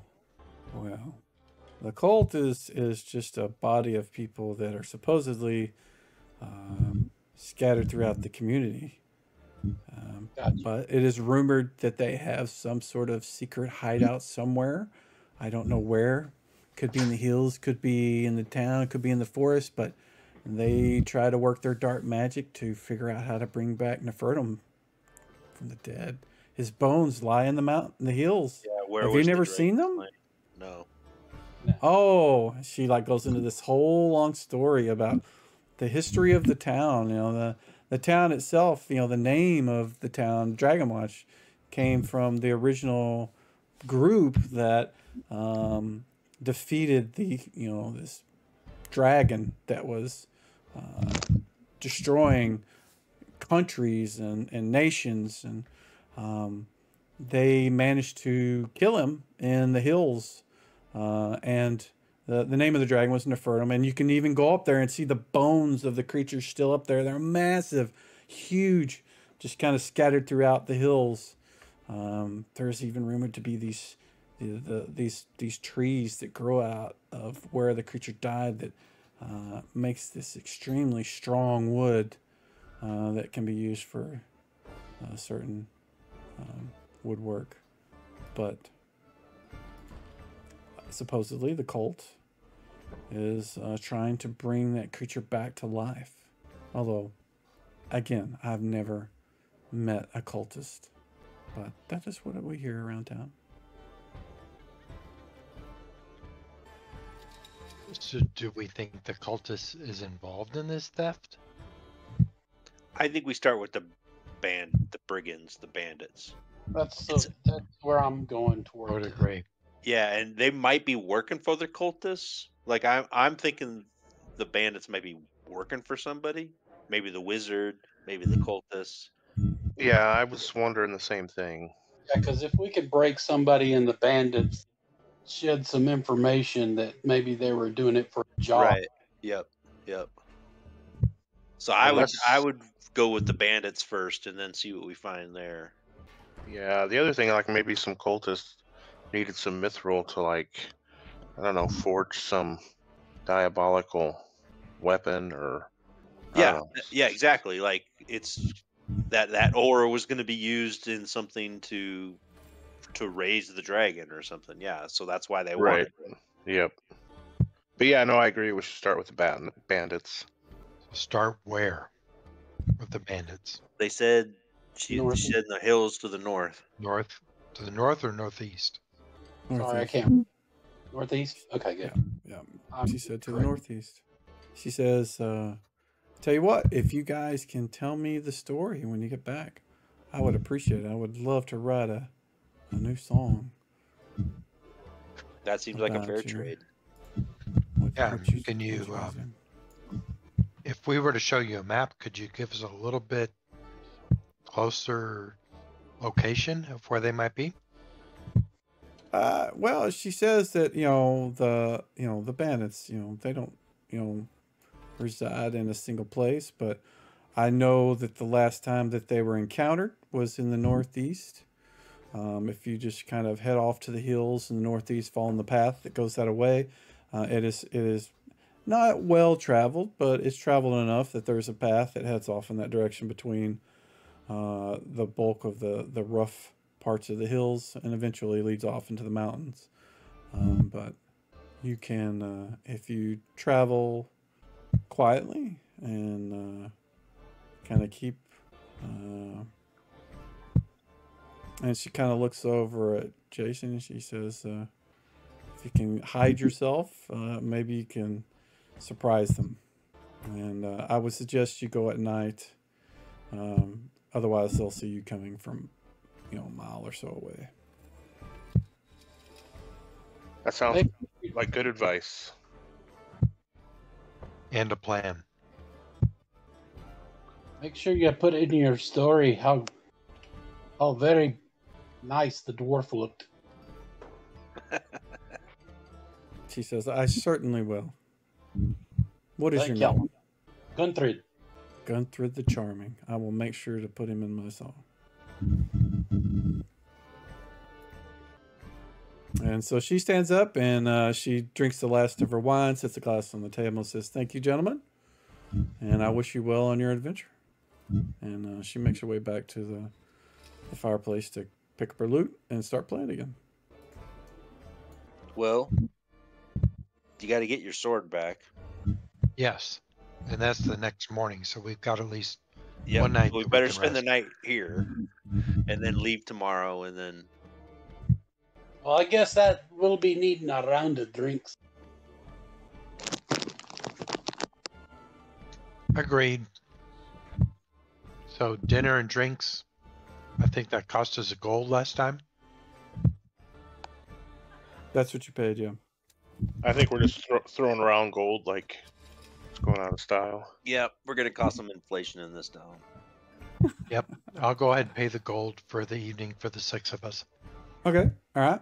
So you guys, unless there's something specific you want to kind of do between now and the next day, is there anything other than just eat, drink, and be merry? Just sleep until the next day, and then I'm we'll gonna travel. buy a couple more rations. Buy there like you go. 3 more rations. Oh.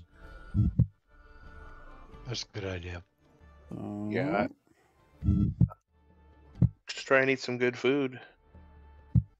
There is a general store in town that you can purchase such things from.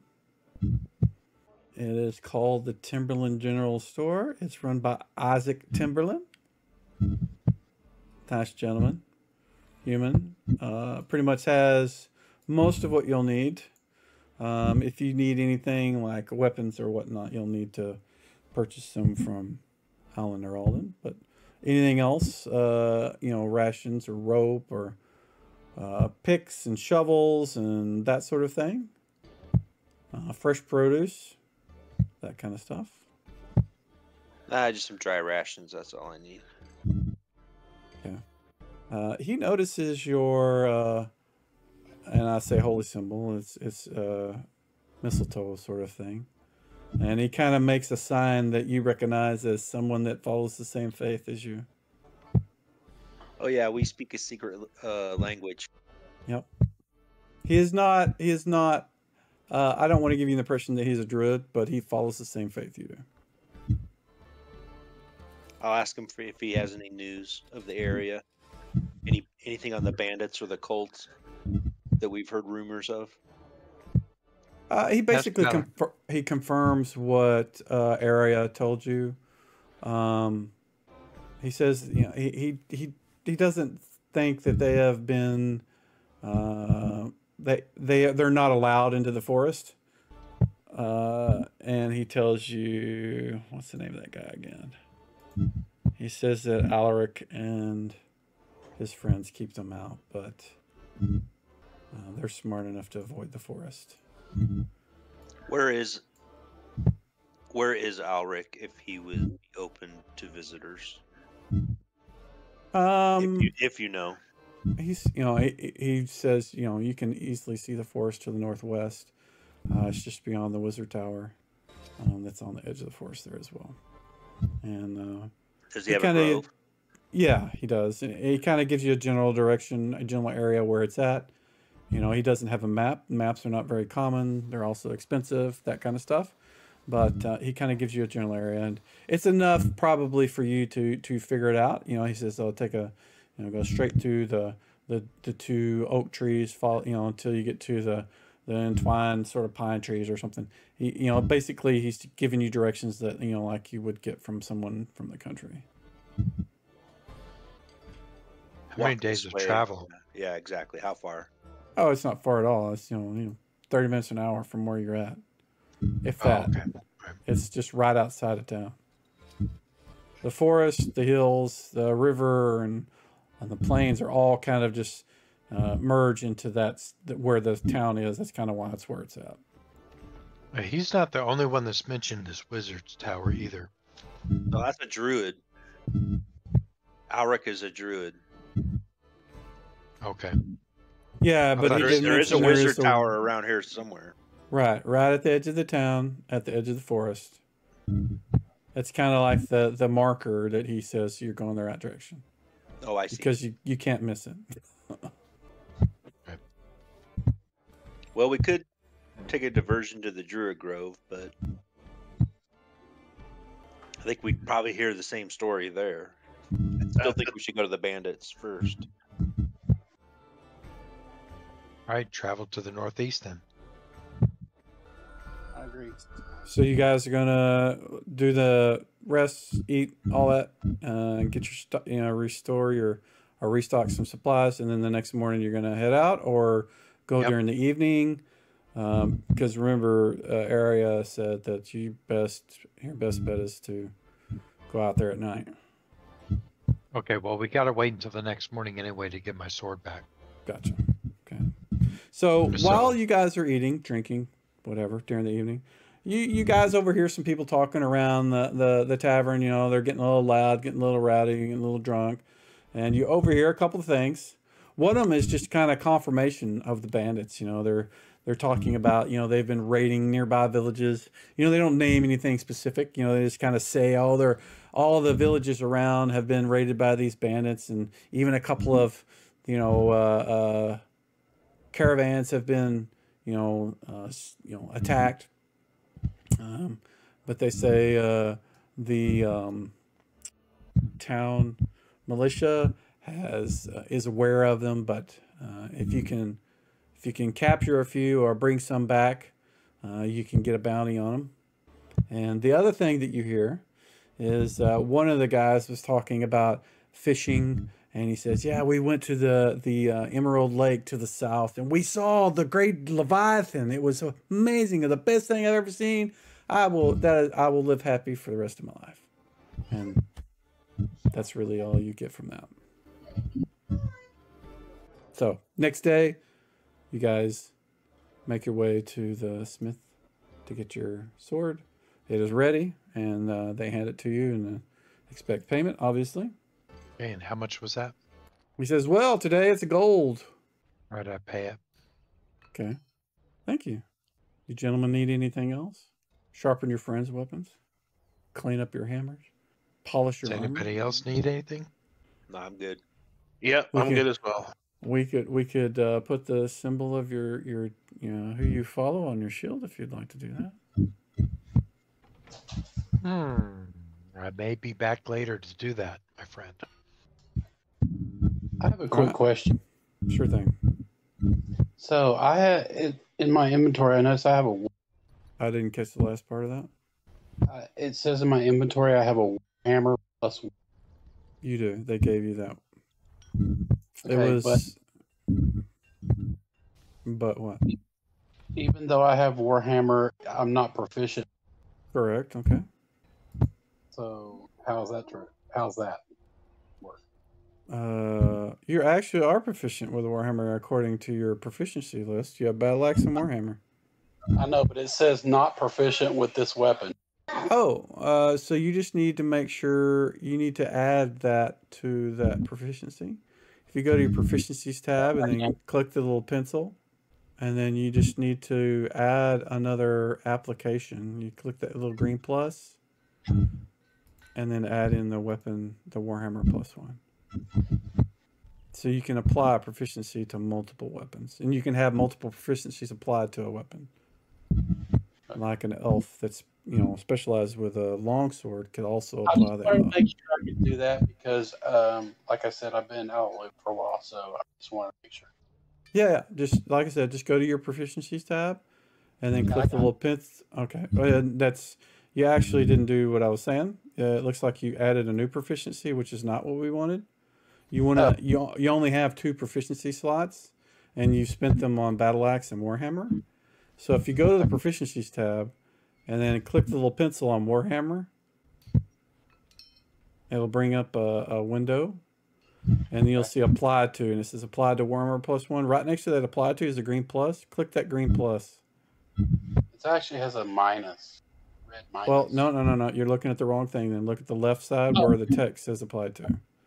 Click that, and it'll add another, and then select with that drop-down menu that comes up, Warhammer +1. Got you. There you go. That's how you do it. And if you ever had like something else, you could do the same thing. All right. Anybody else questions? I'll take that as a no. What do you guys want to do to kill time? If you're gonna wait till the evening. Do we want to go talk to the constable? Probably. I'll follow. So where are you guys looking for a constable? Nobody's mentioned anything about anything like that to you. Oh, I thought somebody said something to that. Oh, I keep mentioning it, but Yeah, just they've because not I say said it doesn't anything mean about it that. exists. Well, who's going to pay the bounty that we heard about? Yeah. Ooh, good question. All you know that there is a militia in town that would, pay a bounty, but nobody talked about who they were, where they were, or any of the political structure of the town. You guys haven't asked anybody about that sort of thing? Well, let's ask Arya. She'll know. Militia captain. Okay. You guys go back to the tavern, and when you walk in, you can see that it must be Arya's day off, because guess what? She's not there. All right, then let's That's ask the the barkeep. bartender. Yeah. Okay. You guys talking to who's talking to Baldric? And what are you asking? I'll ask him. I say, hey, Baldric, we heard a rumor about possible bounties for these bandits we keep hearing about. Who would pay those bounties if there are any? Well, the town council generally will pay those. You can speak to me, and I can probably help you with that. They allow me to pay out, certain bounties, and then they pay me back. There is some more. We have some militia around, but they're generally on their farms. They don't. That's not something we have soldiers marching around town. But when the need comes, they're called to help to defend the town or take action against certain wild beasts running amok or bandits attacking us. Let me ask you a question then. We're looking into a crime that occurred at the Blacksmiths. And one of the leads is leading towards the bandits. So we're likely going to go confront the bandits. What will the town pay us?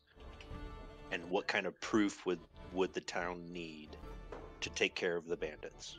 So the best proof would be to bring them back, alive if you could, if dead, if not. If you can bring back some of the items that they'd stolen, that's even better.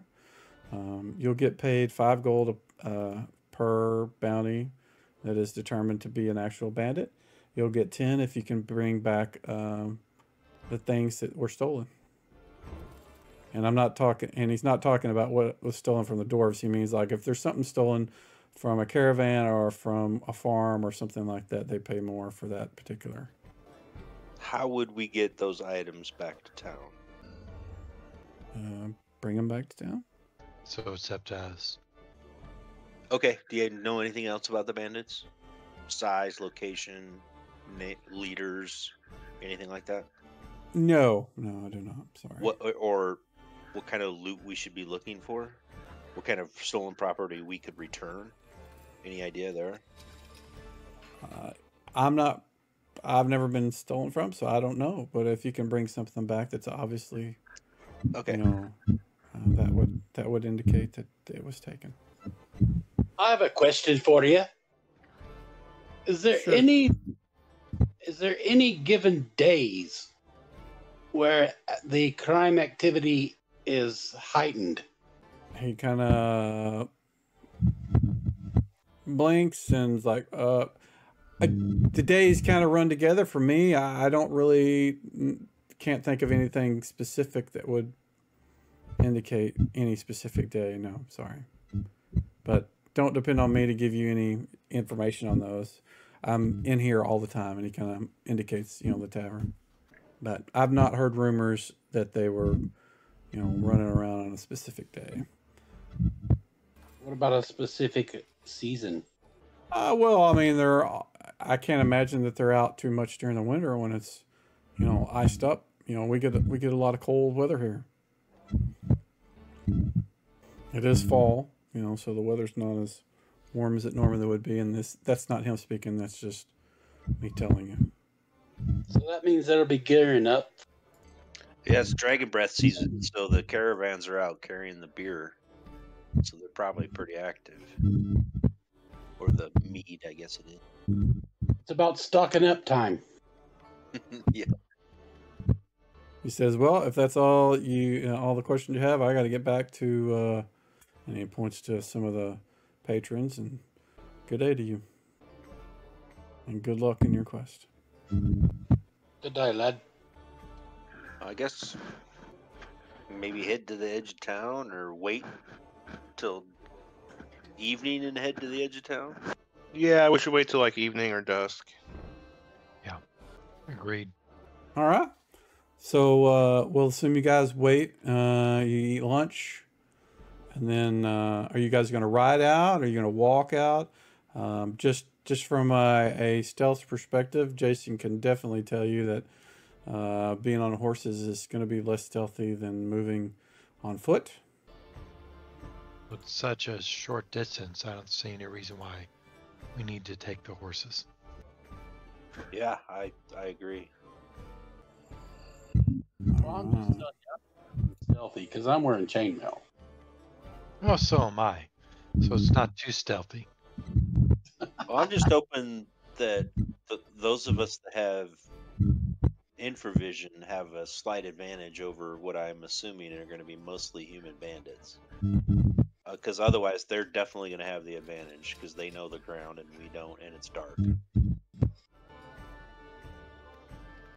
First, we have to find them. Yeah, we got to be. Yeah, it might take a while. It might take a couple nights or something. I definitely have improvisions. I can scout ahead. I'm pretty quiet. But I'm not quiet. Yeah, let's do it. Let's go do it. How's the moonlight? Actually, it is about a 3/4 waxing moon tonight. So, not a full moon, but fairly lit. Okay, good to know.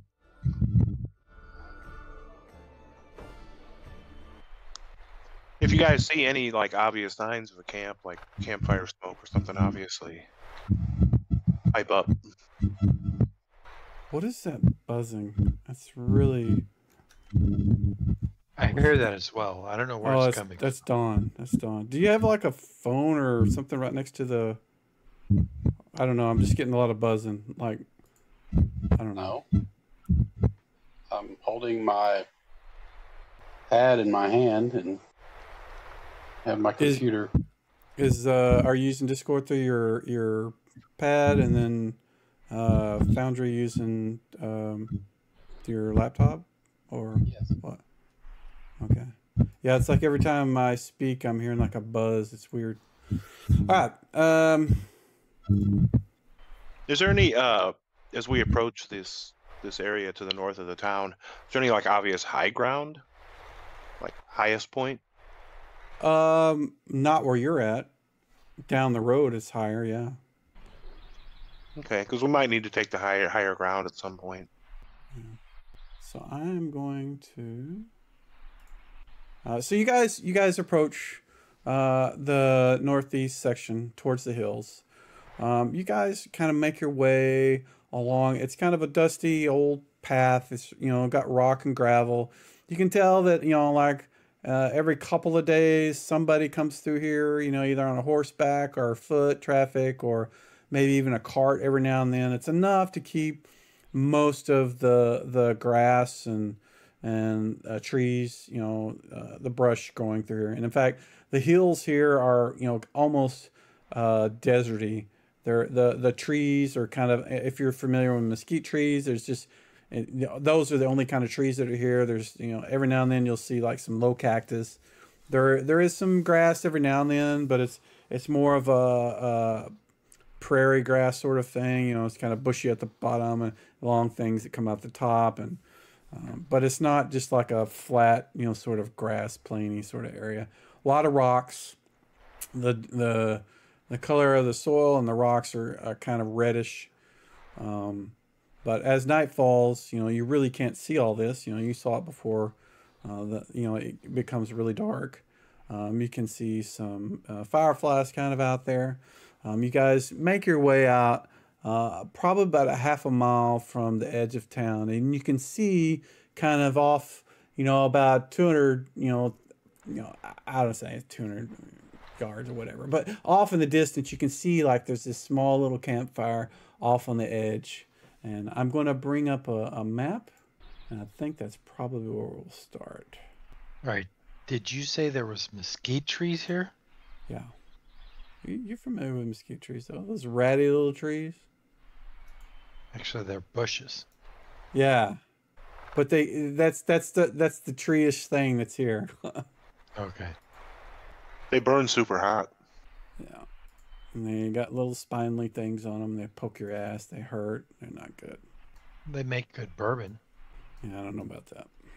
Again, we make discussed this last week. I don't know anything about whiskey. good brisket. You definitely don't want brisket.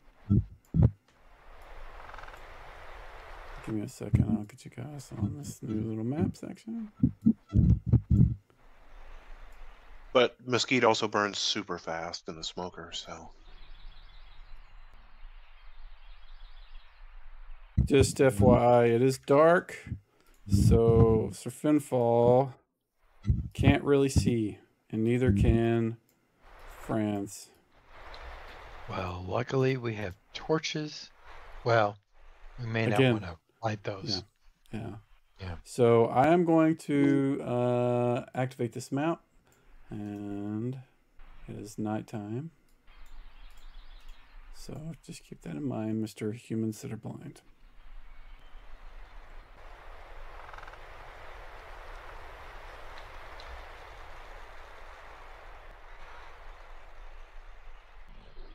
And I'm going to see if I can find a less birdie.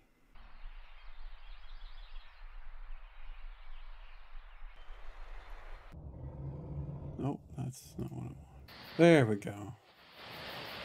It's a little more windy than I wanted, but there we go. A little better.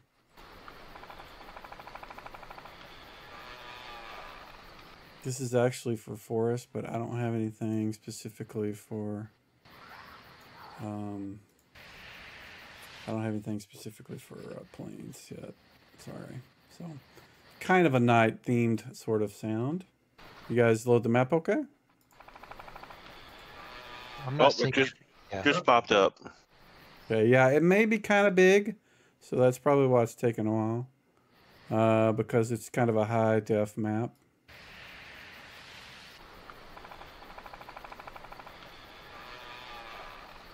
All right, sneaky people first. Still not seeing the map. Yeah, you won't because you're blind. It's night. Well, usually it'll pop up and then everything will be dark, but I don't even see that. Oh, okay. It may take a bit for your connection then. If you zoom all the way out, there's at least off in the distance, there is a light source that you should be able to see way off in the distance. Yeah, so if you can see that, Yeah, I don't think it's loaded the map yet. Okay. Yeah. We'll give you a little bit more time. Up to the northeast, there's like a campfire or something. I see it. Yeah, that's the one we saw. I'll just wait till Wade can see the map.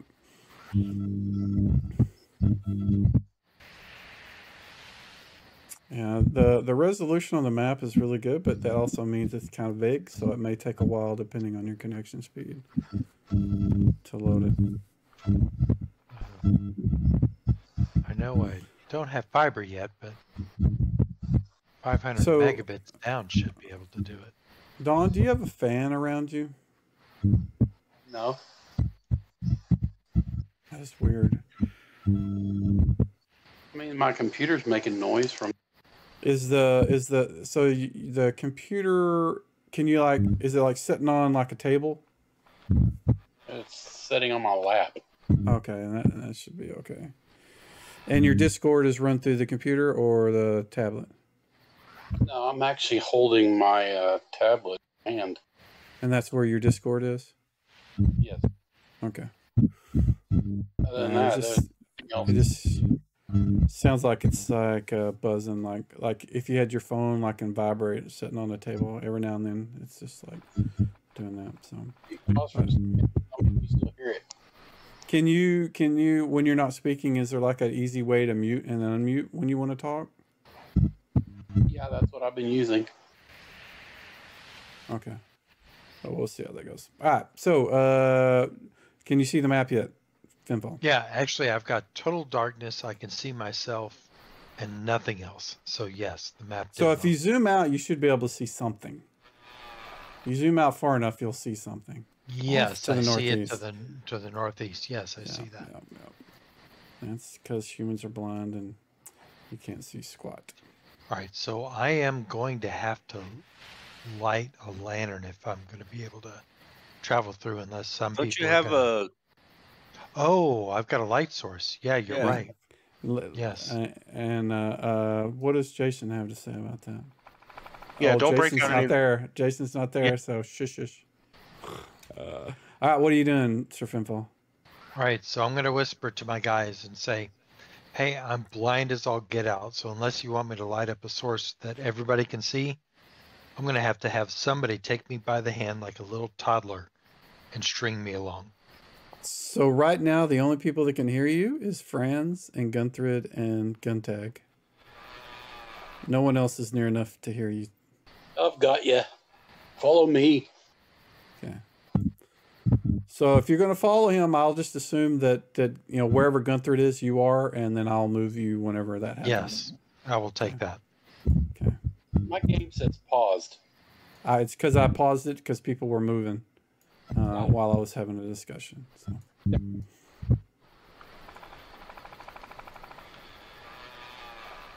Where is?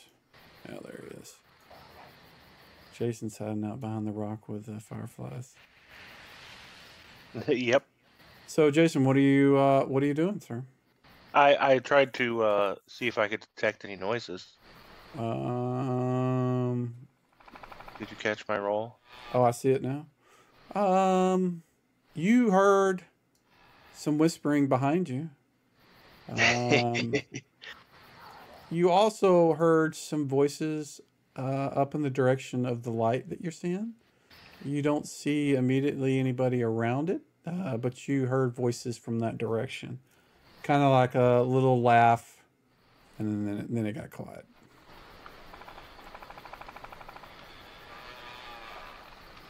I think I want to move up just a little bit closer, but not too far at a time. Okay. I know you have the elf boots, so I'll assume that's how you're trying to move quietly. If you're trying to hide in shadows or anything like that, you'll need to make a roll. No, not yet. Probably next time I move, I will. Okay.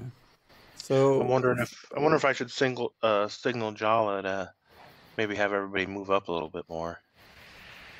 Okay. So Jala can see you, yeah. So you can do that. Yep. Not all the way, obviously, but Yeah. I'm gonna signal back for everybody to move up.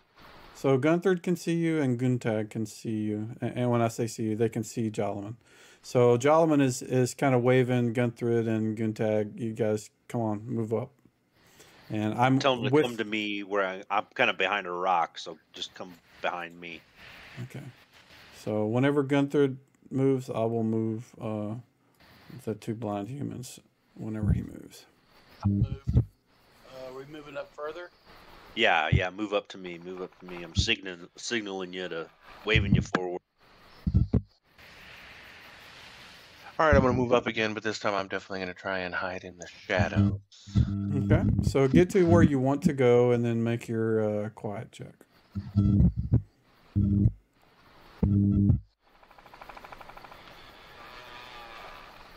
While he's doing that, I'm gonna use my druidish abilities to try and move quietly up to the next rock up where he was hiding. Okay. Your druid there. ability lets you move through desert, yeah, quietly? Yes. Okay. Not exactly Pass without a desert. trace. Yeah, but you can try your best. Okay. So I just want to keep my eye on Jason. yeah. And I got my short bow ready. So Jason, did you move? Because I didn't see you move. Oh, yeah, I just moved up, I don't know, from one tree, like, to the next You tree moved like up. 30 feet. Okay. So not far. It's still all you can see is just the shadows from the it looks like maybe a campfire or something up ahead. You can't hear any more voices. You haven't stopped and listened intently yet. But it still looks the same from where you're at. You don't see anybody up there. I keep kind of expecting to run into a sentry, but they may not even have one. All right, I'm going to move up again and try and hide in the shadows. I'm following at a distance. You're following Jalaman? Who's ever up in the front? I mean, Yeah, Jalaman's ahead of you. He's the druid that you were following earlier that asked you to kind of move up. I'll move you up next to him. Perfect. yeah, because I can see him and everybody. Yep. I'm gonna move up to the right there. Still don't see anything, Jason. Keeping my eye on All Jason. right. It's a trap. Jesus. Well, I feel like we're getting fairly close, but Yeah, you're not close enough to see anything with infravision. Just FYI. That's oh yeah, infravision. That's right. so you move up and get around those trees. Are you gonna? Okay, you're doing hiding shadows. Okay, so you kind of move up to that largish sort of tree, peek around the corner, and look up around the campfire, and you can see some individuals kind of leaning against trees, just kind of half-heartedly kind of looking around. They're not really paying attention. In fact, one of them looks like he's drinking. The one in the back looked like he's laying kind of down, just kind of staring up. He's got a flask next to him. Those are the ones that you can see. And is Gunther still following Jalaman? Yes, and as it is stated, I do weapon. Further behind the last guy, you can kind of see what looks to be an entrance to this kind of maybe a hideout behind them into the side of a hill. It's not on the map, but that's what you can see kind of behind them. Sorry to interrupt. I'm afraid I'm gonna have to go. Is anyone able to carry on with my character? Sure. Thanks. Sorry about that. I've got a Sunday afternoon. I've got stuff to do now, so I've got to catch up with people. No problem. Head on out. Take care. Nice to have you with us tonight, Jerome. Anyways, thanks again, guy. Yeah, thank Have a you. good one.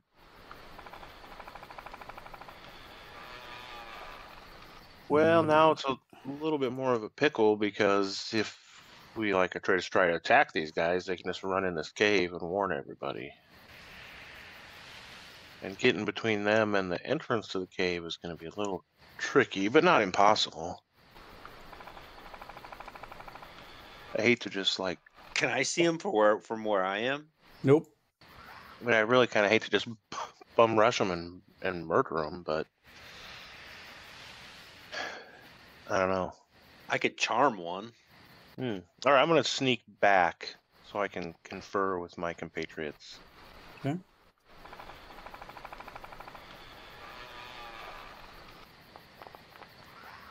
So 3 armed guards and some sort of. The tunnel is about as far away from from them as you guys are from them. The little what you suspect is some sort of place that they retreat to. So again, it's just not on the map, but so a couple of us, like me and Jala, who are a little quieter, could move up maybe to the northeast, and then the guys who are down south, who are a little louder, they could maybe just kind of come up slowly till they make enough noise for these guys to respond. And then if they try to immediately bolt for the cave, Jala and I might be able to shoot them with short bows. Cut them off. Cut them off at the pass. Yeah, I mean, it's not a great plan, but the charm, Yes. the charm is interesting. Or do we have? No, we don't have our magic user here. Does anybody have hold person memmed? Maybe a cleric? I do, old person. Well, that could be real handy. So I say let's try the cutoff plan, and then if that looks like maybe it's not going to work, we fall back to charm and hold person, or just fill him full of arrows, I guess. Ideally, we'd like to take at least one of these guys where he's in condition to answer some questions. Yeah, but I do have speak with dead memorized. Oh well, that's cold-blooded. I'm true neutral, man. It's true neutral. I know, but we don't even know if these guys have anything to do with it. I know. All right. Well, what do you guys think? Do you want to try and just move up just close enough to charm somebody, or do you want to try the plan first and then try and do charm or hold person if things go south? I was thinking of holding off on the spells until things went south. That kind of makes sense. So Could does you Franz- see the? What does Franz and Sir Finfall want to do? Well, They're the bait. yeah, we can't see Jack. All right, so You can see the campfire up ahead, and that's about all you can see. Yeah, so the only thing we can do is like swing at things. Though what you should do is make a lot of noise and say, "Ah, I see the campfire up ahead. It's just right up there. We're almost there." Make a lot of noise, like this is the campfire you're looking for. Okay, all right, we can do that. That's no And then problem. like a big distraction. Jason and I'll kind of sneak in behind them, cut them off from retreating into the the hole in the ground or whatever it is. And then we'll go from there. Okay, all right. Is there any kind of signal you're going to give us before we start making those noises? I think if you just give us a little time. Yeah, just give us time. Maybe Shouldn't 5 be- minutes or shouldn't- something. Yeah, it shouldn't Okay. take too long. All right, so I'm going to start counting off 1 Valhalla, 2 Valhalla, 3 Valhalla. Okay. Right. And give them time, 5 minutes to get there.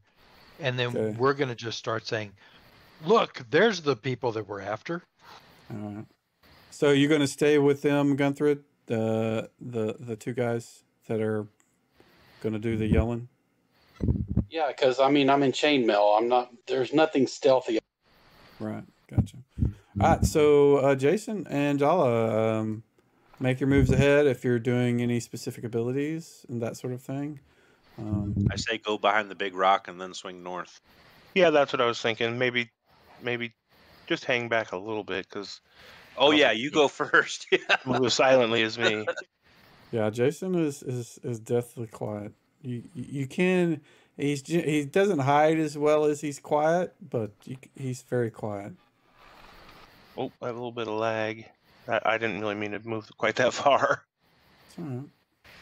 There we So go. far, nobody seems to hear either of you guys while you're doing what you're doing. Okay, now I'm gonna move up to this rock ahead of me. And then move silently. Okay.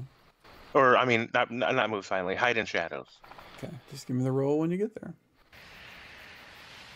Yeah, you're hitting the chat card a zillion times. Yeah, I'm having some lag issues. So Okay. I was just like I might have rage been going cooking. to the room, but how many did you say are there? 3. I didn't. Okay. You make it 3. up to the rock. You think you're quiet. You think you're hiding in the shadows behind it. What do you want to do? I think I'm just gonna wait here until these other dudes start stomping around. Alrighty. I'm gonna move up to Jason. I've got my short bow out.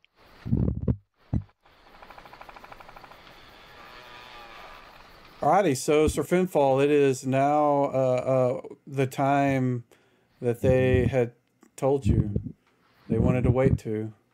What are you going to do? Okay, we start making the noise. We start pounding our swords against our shields and start yelling, "Look, there! That's the campfire we want. The people are there." We start screaming that in common. All right. So you can't see them. Actually, none of you guys can see them. Nope, we can't. But if they start coming towards us, hopefully we can.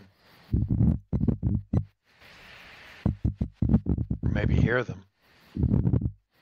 Yeah, I can cheat up a little bit more too. That way we'll know if they're running away or. Oh, Jason, you can certainly see they've started moving southward.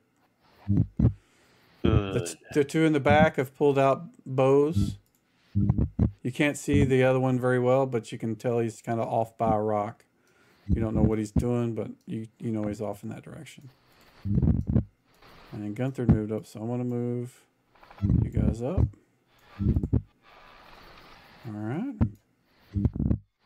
So at this point, I think what I'm going to do is, hopefully all this is going to work today.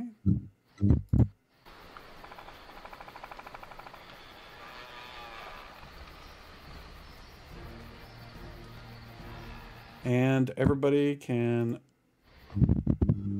so the way initiative can work now is whenever you look at your character sheet, if you're looking at your combat tab, you should see a little like rolly dice next to all the things that you can roll initiative I see for. that now, yeah. So if you want to roll initiative using your mace, you can click that while that dice is up, and it'll roll initiative for it.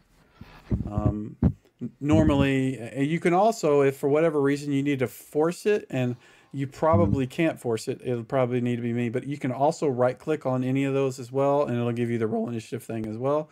But if you just click it while that dice set is up there, it'll let you roll initiative for that particular thing. So if you're wanting to roll, say, initiative for like Cure Light Wounds or something, you would do that. So all you guys, go ahead and roll. And Jason, you can roll for Goontag as well, or you can let me do it. It's up to you, though. I don't care.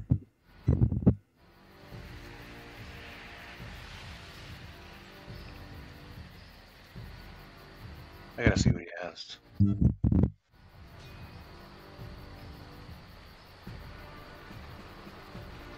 Yeah.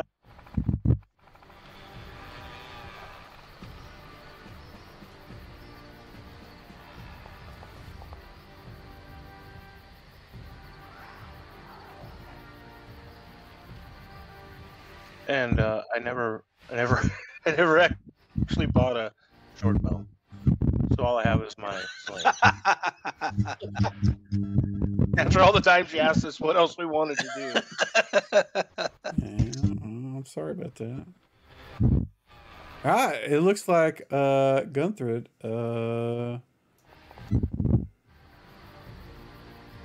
What are you doing, Gunthrid?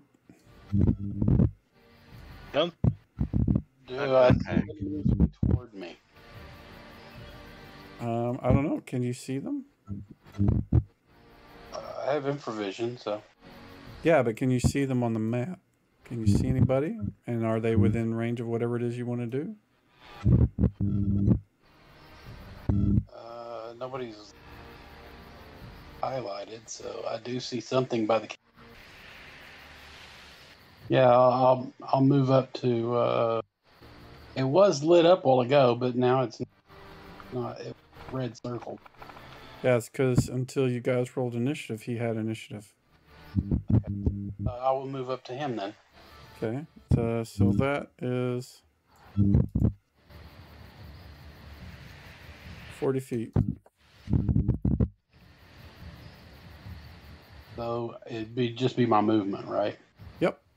Yep. You can either charge or you can just move up and then next round attacking. I did not understand that. Said I will move half and then let him come to me. Okay. Move yourself to where you want to go. And then click the little hourglass in the combat tracker, and that'll move you to the end of the round. What?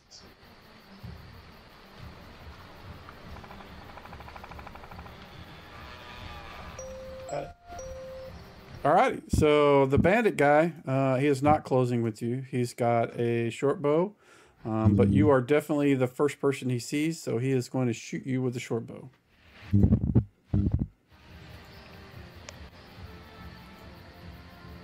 Rude. And he hits for a whopping 1 damage, and he'll get another shot at the end of the round. Bandit number 2, he does close with you though, and it is definitely within half his range, so he's going to move forward and attack you with a longsword and miss. I get a retaliatory attack. Whenever your turn comes up, which will be in, I don't know. You'll get your actions at the end of the round. So when you delay in 2E, you basically delay until everybody else's went, and then it restarts once we start doing that. So, Sir Finfall, you can't see that. You can see the edge of the light. So yeah, you can actually see that where he's at. You can't see that Gunthrid is right next to you there, but yeah. And that is less than half your move, so you can move and make a single attack or charge him. There you go. All right, so I'm going to go ahead and attack him. Go for it.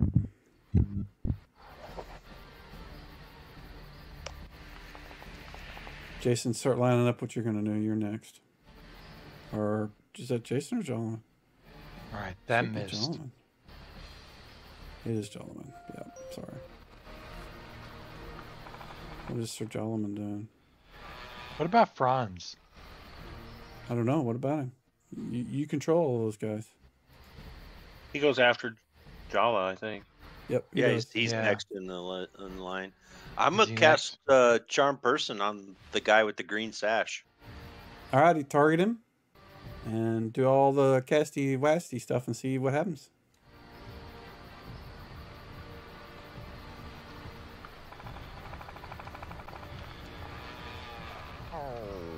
He does not save. His eyes kind of get all spirally. You put the effect on him. You know how to do it. Huh? Yeah, hit the button. Yeah, hit the one that says effect charm. There you go. All right, next. Next is Franz. You should be able to do Okay. whatever you want to with him. All right, he's going to move up and try to attack the same target that Sir Fedfall went after. Okay. You can't move to there. That's where Gunthrid is. Oh, see, I can't even see Gunthrid. Yeah, he can go there. Crap. You figure you having a problem moving?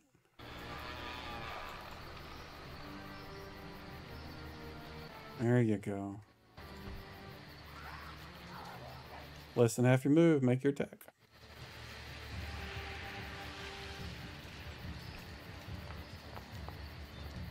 Oh, look at that. Whoa, that was almost a 19, baby. 1. Nice.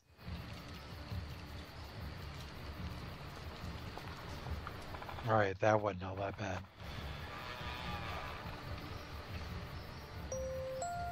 He is specialized with the battle axe, by the way. Alright, so this guy's kind of confused. This is the one you charmed, yeah? That's the one I charmed.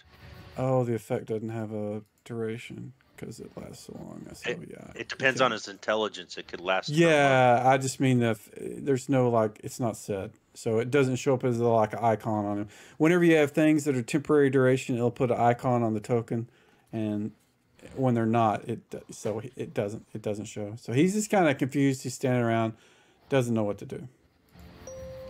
And what is Guntag doing? I don't. You had him I don't set to do suppose- an attack.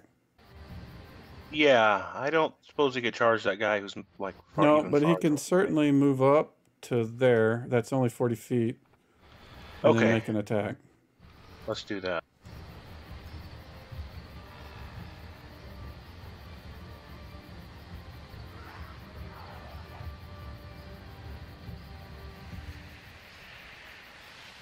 Taking a second.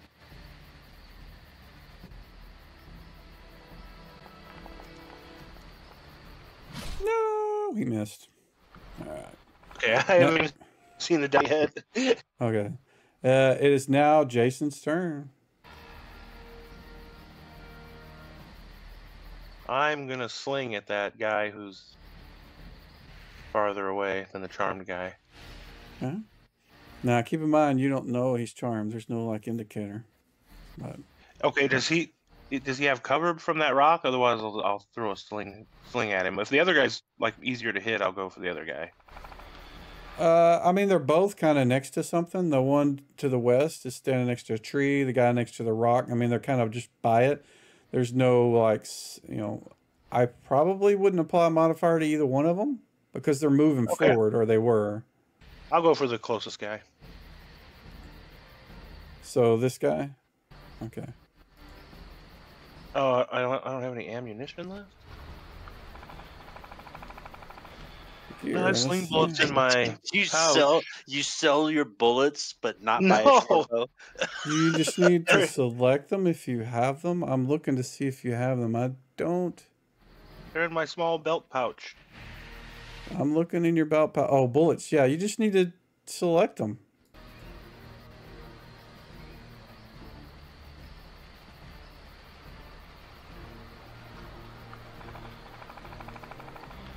So the way it should pop up a thing, unless you just ran out of them. You may have pointed them to something you ran out of. So how do I select the sling bullet? So if it ran out of, your ammo is actually set to a belt pouch. You don't ever set air. Yeah. So if you go to your gear list and edit the item that you're trying to use, which is your sling, there is ammo on one of those fields. And right now it's set to belt pouch. I'm not changing it so you can see it. You need to set that ammo to whatever it is you want it to use whenever you use the sling. So maybe instead of when you run out of something telling you run out, it'll say, yeah, you ran out, now select something else. Because I think I obviously the might- belt pouch is not set right. I think I might just draw my sword. Get ready to go into action next turn. So you just want to drop your sling and say fuck it and then charge in next round? Yeah. Okay, we'll do that. Gone through it. Now you can make your attack.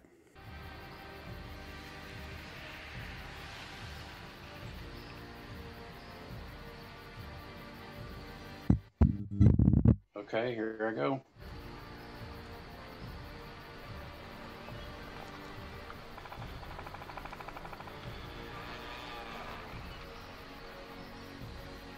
Why does that say? Hold on. Okay. Oh, Who are you targeting? Yeah, I didn't click on the guy. I'm sorry. Okay, yeah. So you hit AC 8, which wouldn't have hit him. His AC is a little better than that. Yeah. So next time, if you can just mouse over and press T, you should be good. It should put a little icon over him that you've targeted him when you do that. So the bandit officer is going to shoot off again. The thing that's in the clearest open shot is still Gunther, so he's going to do that again.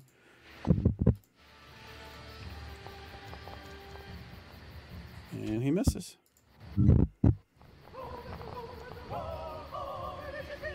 There you go, gentlemen. Roll for initiative. And if you're not doing a spell or a weapon attack, you can just click the little dice on the combat tracker. And I am going to roll some things for these guys.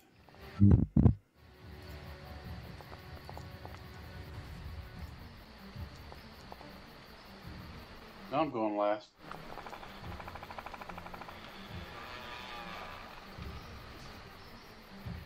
Alrighty, everybody has rolled initiative. Looks like bandit number 8 is still totally confused because nobody said anything. He's just like, what? What happened? I don't understand.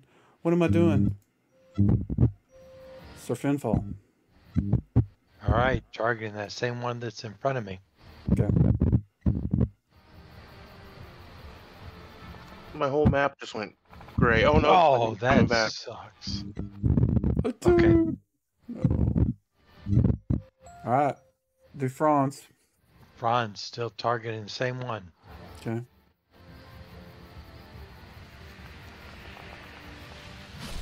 Oh, And he missed. Yeah. Actually, he gets 2 attacks this round, so back up. No, hit the hourglass to put him to the end of the round, and when he goes again, then he'll get his second attack. Gun tag. Okay. Do you want me to do gun tag for you, Jason? Yeah, I have my character sheets, but I can't. The map is just all gray. And then for a second, my character sheets disappeared and everything was black. But now we're back. I don't know if I need to reload the page. Okay, so gun tag missed. And you were going to rush towards, you've got 2 of them in front of you. Which ones are you going to rush towards? So the one with, they both have bows out. One of them has not shot yet, but the other one has. The one to the far west. I'm going to charge the closest guy. Okay. You rush towards him. He's kind of baffled and confused. You can tell he doesn't know what's going on. So he's an easy target. You'll get +2 to hit him. Do you want me to do the attacks, or is your UI working for you to do that? I don't know if I have him targeted. I don't know if I have targeted. I think you do. Your color is green. Yeah, so he's still got green target. Oh, that missed. Yeah, no dice even rolled over here. Oh, so you actually would have had a +4 because I said it was +2. And you missed by 7, so that wouldn't have helped. So Okay. Gunther.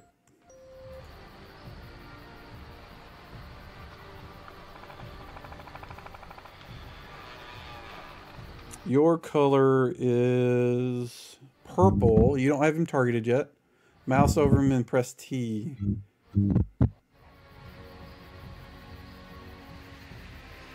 There you go. Now when you do your attacks, it'll apply to his AC. No! You missed. It's unfortunate. Alright, bandit number 2. He's got 4 people in front of him. We're going to roll a d4. Left to right. To see who we're going to hit. Oh, he's going to go after Gunther.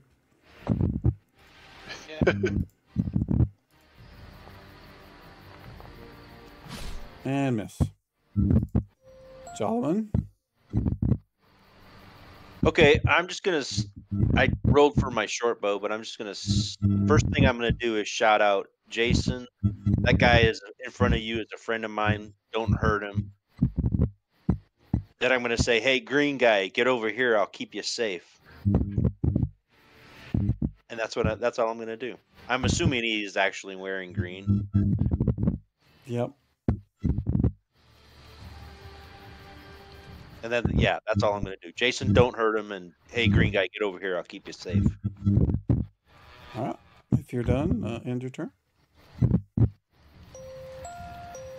This guy's going to spin and turn on Jason and shoot his second shot at him. And he hits. Oh dear. For 3 damage. And Franz. Okay, so let me just ask this. Why is it he gets a second attack? He's specialized. Okay. So he all gets 2 over 1, which means he gets, not 2 over 1. He gets, what is it, 3 over 2? So he gets 1 attack, then 2 attacks, 1 attack, and then 2 attacks. right. Okay, understood. All right. Battle axe against same guy. Yep.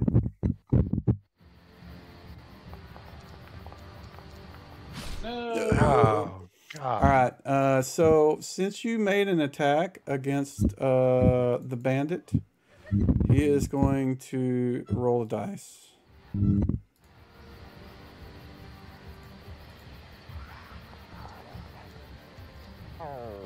It doesn't matter. Oh, actually, no, he didn't do any damage. So good, good. My guys rolled. All you guys need to roll initiative. Something else that I've done is that now that I've rolled initiative with those weapons on my NPCs, from now on, they'll use those as their default. So, not that it matters to you guys, but if anybody else DMs and uses the rule set, that's what'll happen. Guntag.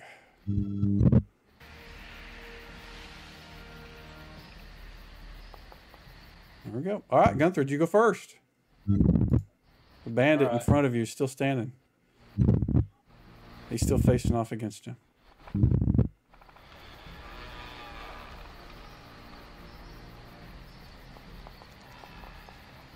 Oh, that's got a hit. Yeah, there we go.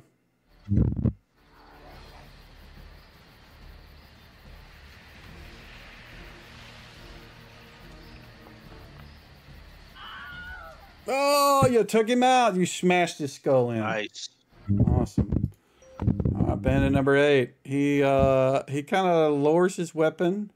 Just kind of looks over at the guy to his right and just kind of shrugs his shoulder and just kind of starts walking away. He doesn't. He's like, I'm not sure what's going on here.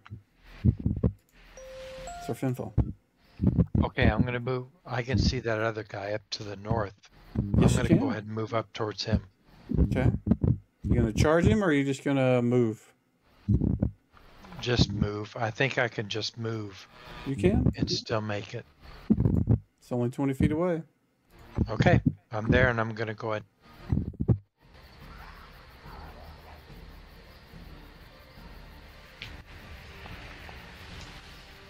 Oh, that's a hit.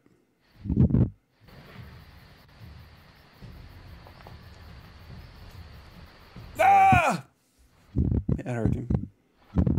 All right, Guntag.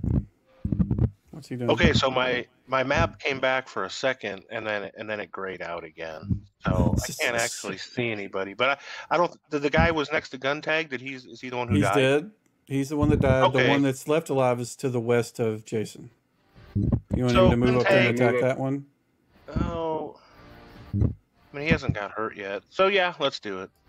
Okay. He moves up there, and I will do the attack for him. Targets and all that good jazz.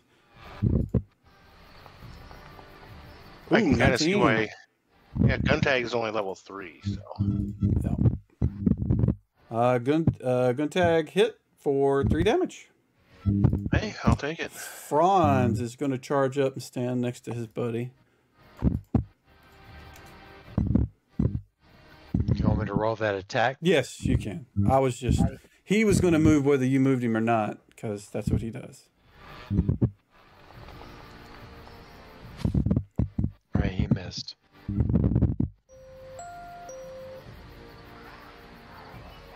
All right, Jason, to your right is the guy that dropped his weapon and is heading towards the southwest.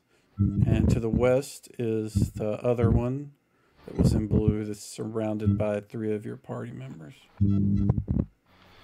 I mean, I kind of think they have this. I'm going to move towards the where we thought the entrance to the cave was. Keep a close eye on it. Okay. Move up behind the other guy. Okay, I'll put you there. Bandit officer just drops his bow and says, I surrender, don't kill me. We can get some information from him. Yeah, don't kill him. Jolliman. I'm going to move up to the guy I charmed. Okay, I will move you up there. And he's like, Just tell Hey, him to friend. relax. These guys, they're with me and they're not going to hurt you, so you're safe. he says, hey friend, what's going on here? And then with that, I think we'll pause it for the night and meet back up here next weekend.